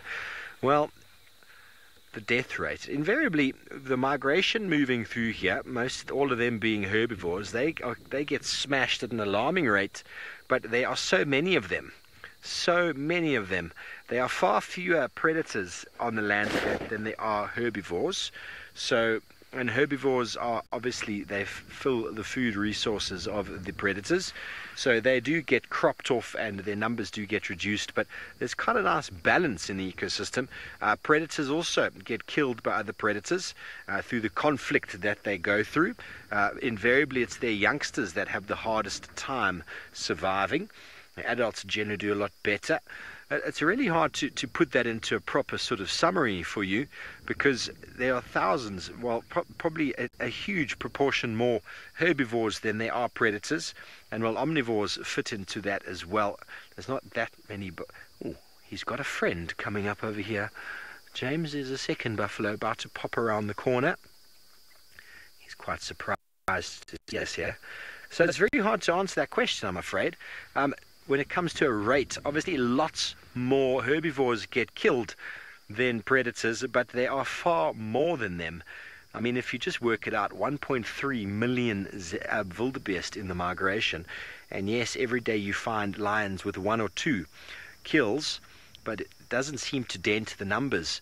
When you go down to Djuma this time of year, you'll be seeing lots and lots of baby impala being eaten as well. But then when you see the baby impala in their little nurseries, there still seem to be hundreds of them. So from a percentage point of view, there's a very small number that's taken off. And predators are there to control those numbers, to keep them in check. And it's a reason why you need to leave ecosystems as they are, by removing sort of your apex predators and your sort of medium to small meso predators. You do really impact on the environment, and you need to keep it in place. You need to be balanced, and they will all balance each other out on an equilibrium point of view. Omnivores obviously fit into a slightly different sort of role, because they feed on whatever comes about. But their numbers invariably balance themselves out due to the fact that they invariably will be territorial to a point where you will only fit into as much space as is possible. And if any of them die, recruitment will fill that space up, exclude other jackals from an area. But if one of those individuals die, a new jackal can move in and take the breeding position of that individual. But a very nice, thought-provoking question. Thank you for that. This individual on the right is enormous. I'm just going to see if I can move forward so you can get to see his horns. That is a very impressive buffalo. Just before we go over to the primary predator of these buffalo, have a look at this beautiful horns. Are you there, James? Look at him. He is another Duggar boy. Beautiful set of horns. You see the fur sort of missing around the face. Okay. Or you don't. He now is going to hide his head.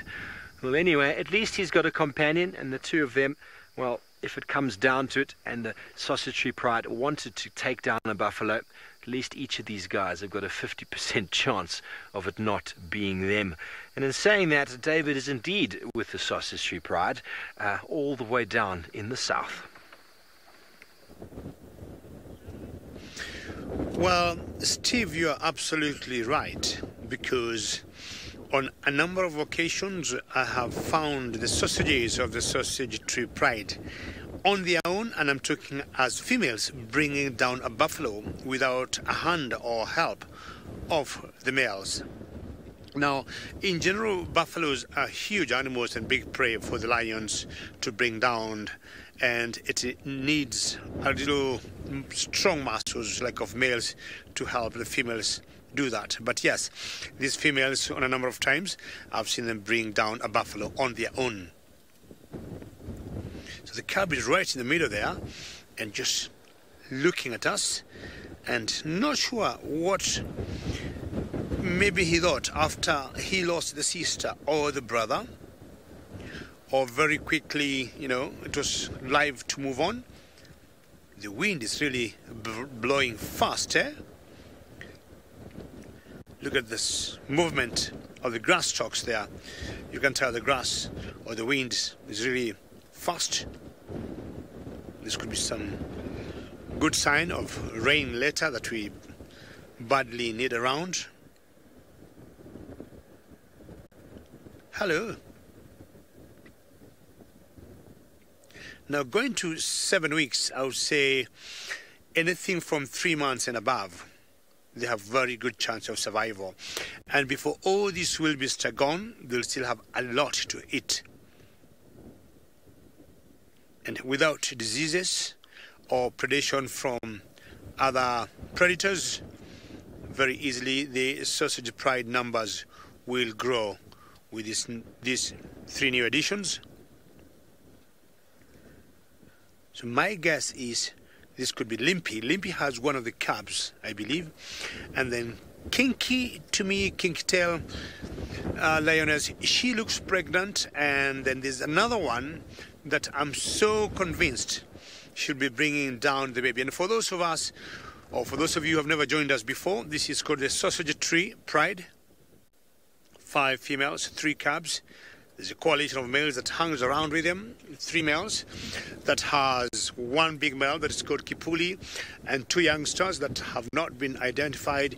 Kipuli is a local word for like an earring, because if you look on his left nose, it has a big cut, and it's like how sometimes girls will put little earrings there, and hopefully it wasn't doing that, and he's the big guy in charge of this area. So we're going to be leaving these lionesses here, and because of the young cub, just allow them to have a rest. Maybe she might be deciding to nurse, maybe not. Or we could be lucky to see the big guy Kipuli, who I think for me is about a month since I last saw him, and he was mating with one of the females here.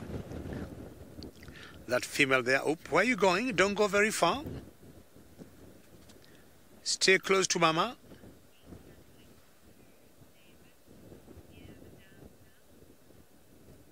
Stay close to Mom. And we're going to be letting you enjoy your rest, maybe go nurse. But in the meantime, we'll take you across to South Africa, to Sydney, and find out whether there's anything interesting by the dam. So I can see I'm right here, and I am right under the tree at the moment. If you can check here, you will see that I have an elephant down and a microphone. Come the city of the Malafus. Inside these elephant dams, you're going to find quite a lot of seeds from the Amarulas. But Manu can explain you better the story of the... So basically as a cut. So it's like a little spoon.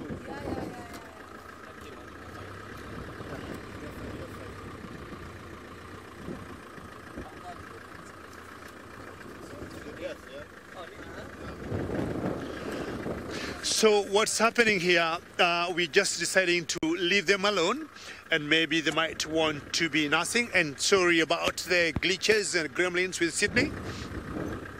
And we're trying to see whether we can locate the other 2 females somewhere. We've seen 3 females, 3 cubs, 2 females missing, and 1 male lion Kipuli missing. We'll find out if we'll see him. Pretty cool.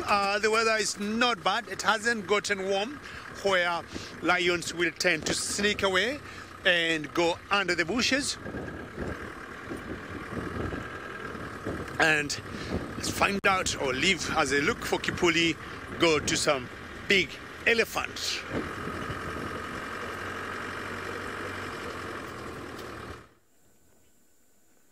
Well, there we go. It's a 2-shot of an elephant and a herd of buffalo all the way in the background, and this is the marsh area. You can see the elephant is in it.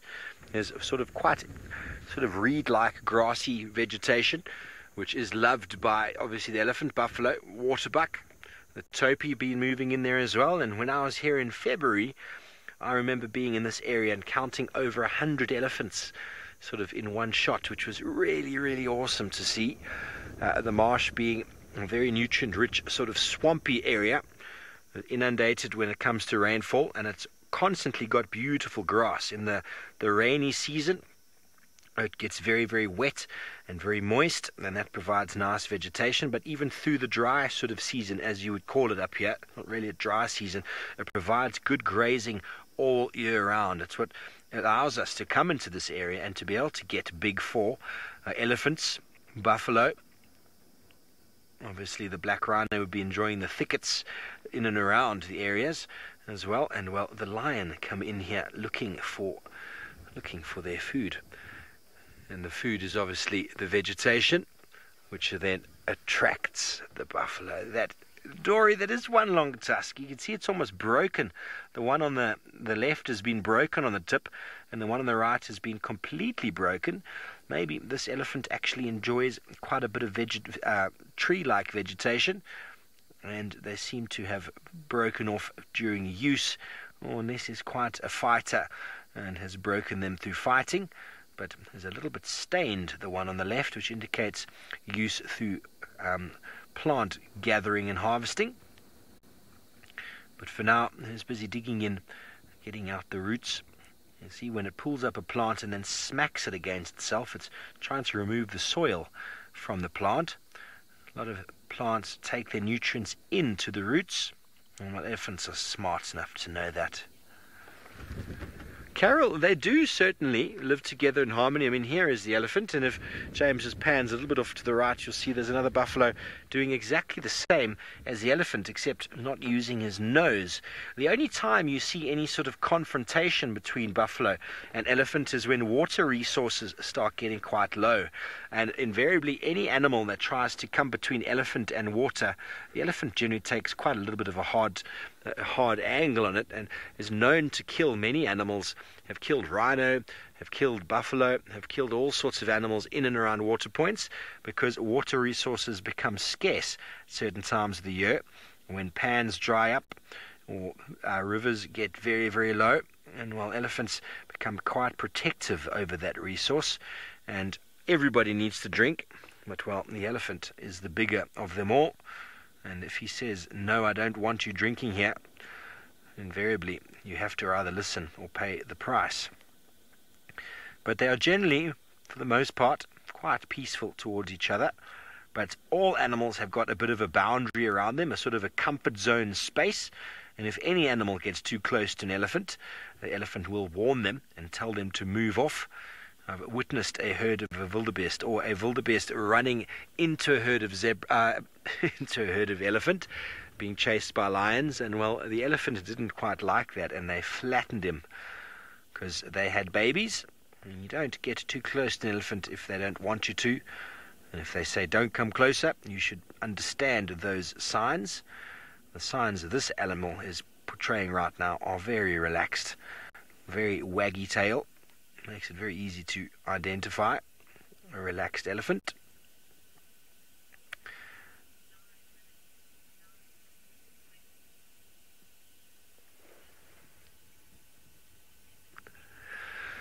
Courtney, breaking a tusk makes it difficult. It does make it more difficult for them. He's still got the one tusk, so invariably he'll be able to use that one. But most elephants are regarded as left or right-handed, which means they'll use one tusk more than the other one.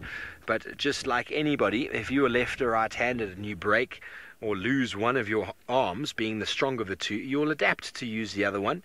And it will be able to use that second tusk very effectively until it breaks itself. And well, then that makes it difficult for elephants to use it to strip bark. It doesn't mean they can't still feed on foliage and on grasses. The tusks are very, very important for elephants when it comes to gouging into trees to strip necessary bark material off of trees. And that is where it becomes difficult. There are elephants that are born without tusks from a genetic point of view. That's one of the traits that comes through. And those elephants do just fine without tusks. They are known to be a little bit more grumpy than elephants with tusks, purely because they can't get the sweet bark treats that the others can get. So they're missing out a little bit on a certain part of the vegetation. But they're still able to push over trees. They're still able to physically put branches in their mouth and chew them. But they're not able to gouge large bits of bark out of tall trees and to get the benefit out of that. But mostly everything else they're able to do still. Beautiful scenes. Very good. We're going to move off from our relaxed one-tusked elephant, who's still got the remnants of the one tusk on the other side. And I always wonder, actually, if it's painful when it breaks, because the tusk is essentially just an elongated tooth. And if any of you have broken a tooth before, you'll know how painful that can be. No dentists in the African kingdom. Down in South Africa, the elephants will take the sicklebush bark and chew on it because that is good for toothache. But I don't know of any tooth-curing sort of plant up here.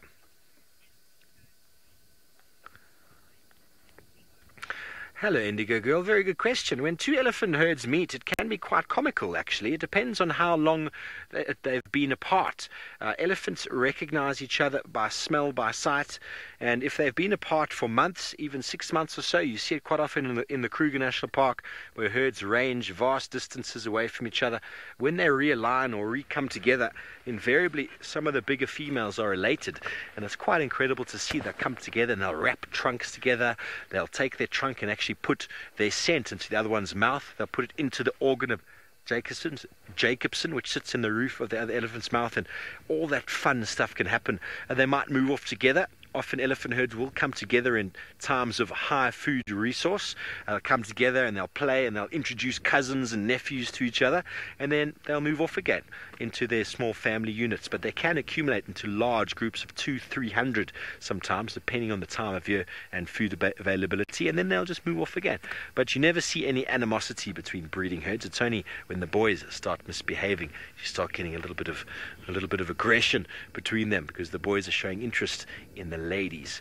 But anyway, we're going to keep going on along this way, and David, I believe, is driving. He's left the sausages. Let's go see what his plans are.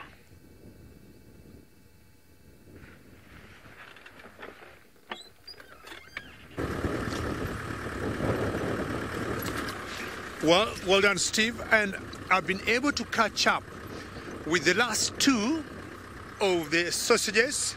We saw 3 females, and I was telling you there are 5 in total. So I got the other 2 now.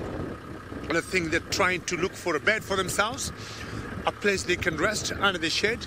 And I'm going to show you the one that I think is just about to pop up any time now.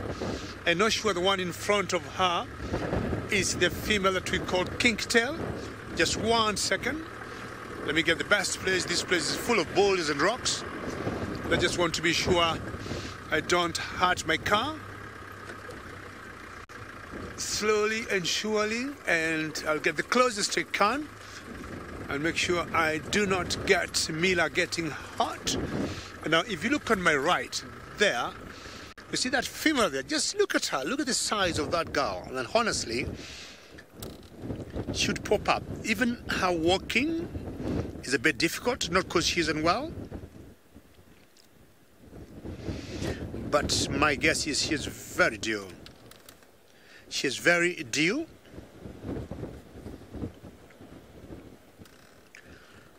And the one in front of her could be kinktail, and kinktail is the oldest female of these sausages, or the sausage tree pride. That's the one there, and my guess is, out of her experience, she wants this female to tag along with her, so that when time comes, maybe she'll be the midwife. They'll always try and conceal the bath, making sure hyenas or other predators don't pick it up. And that's a very nice place to stay under that magamia tree because of the good shade. I can hear from the background some bird that we call the lilac-breasted roller.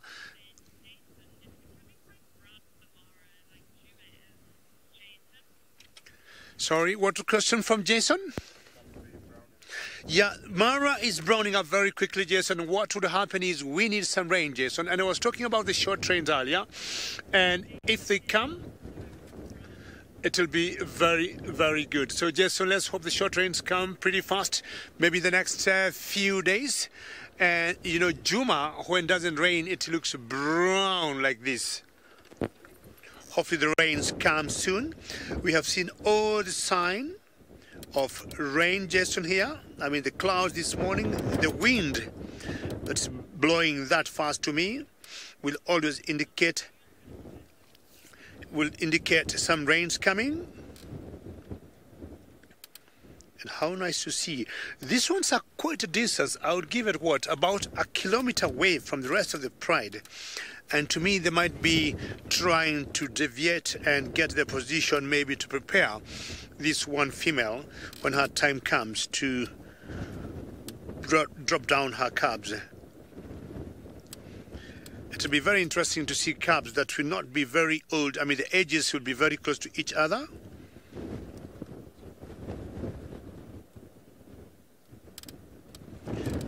This had been a great morning. Steve with lions, we had buffaloes, elephants, and the Owino pride of lions devouring.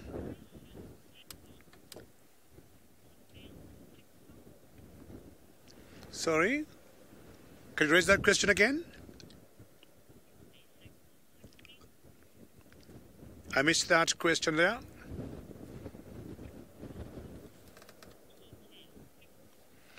Pixel, maybe your question is how old is Kinktail? Kinktail, we think she is about 7 years old.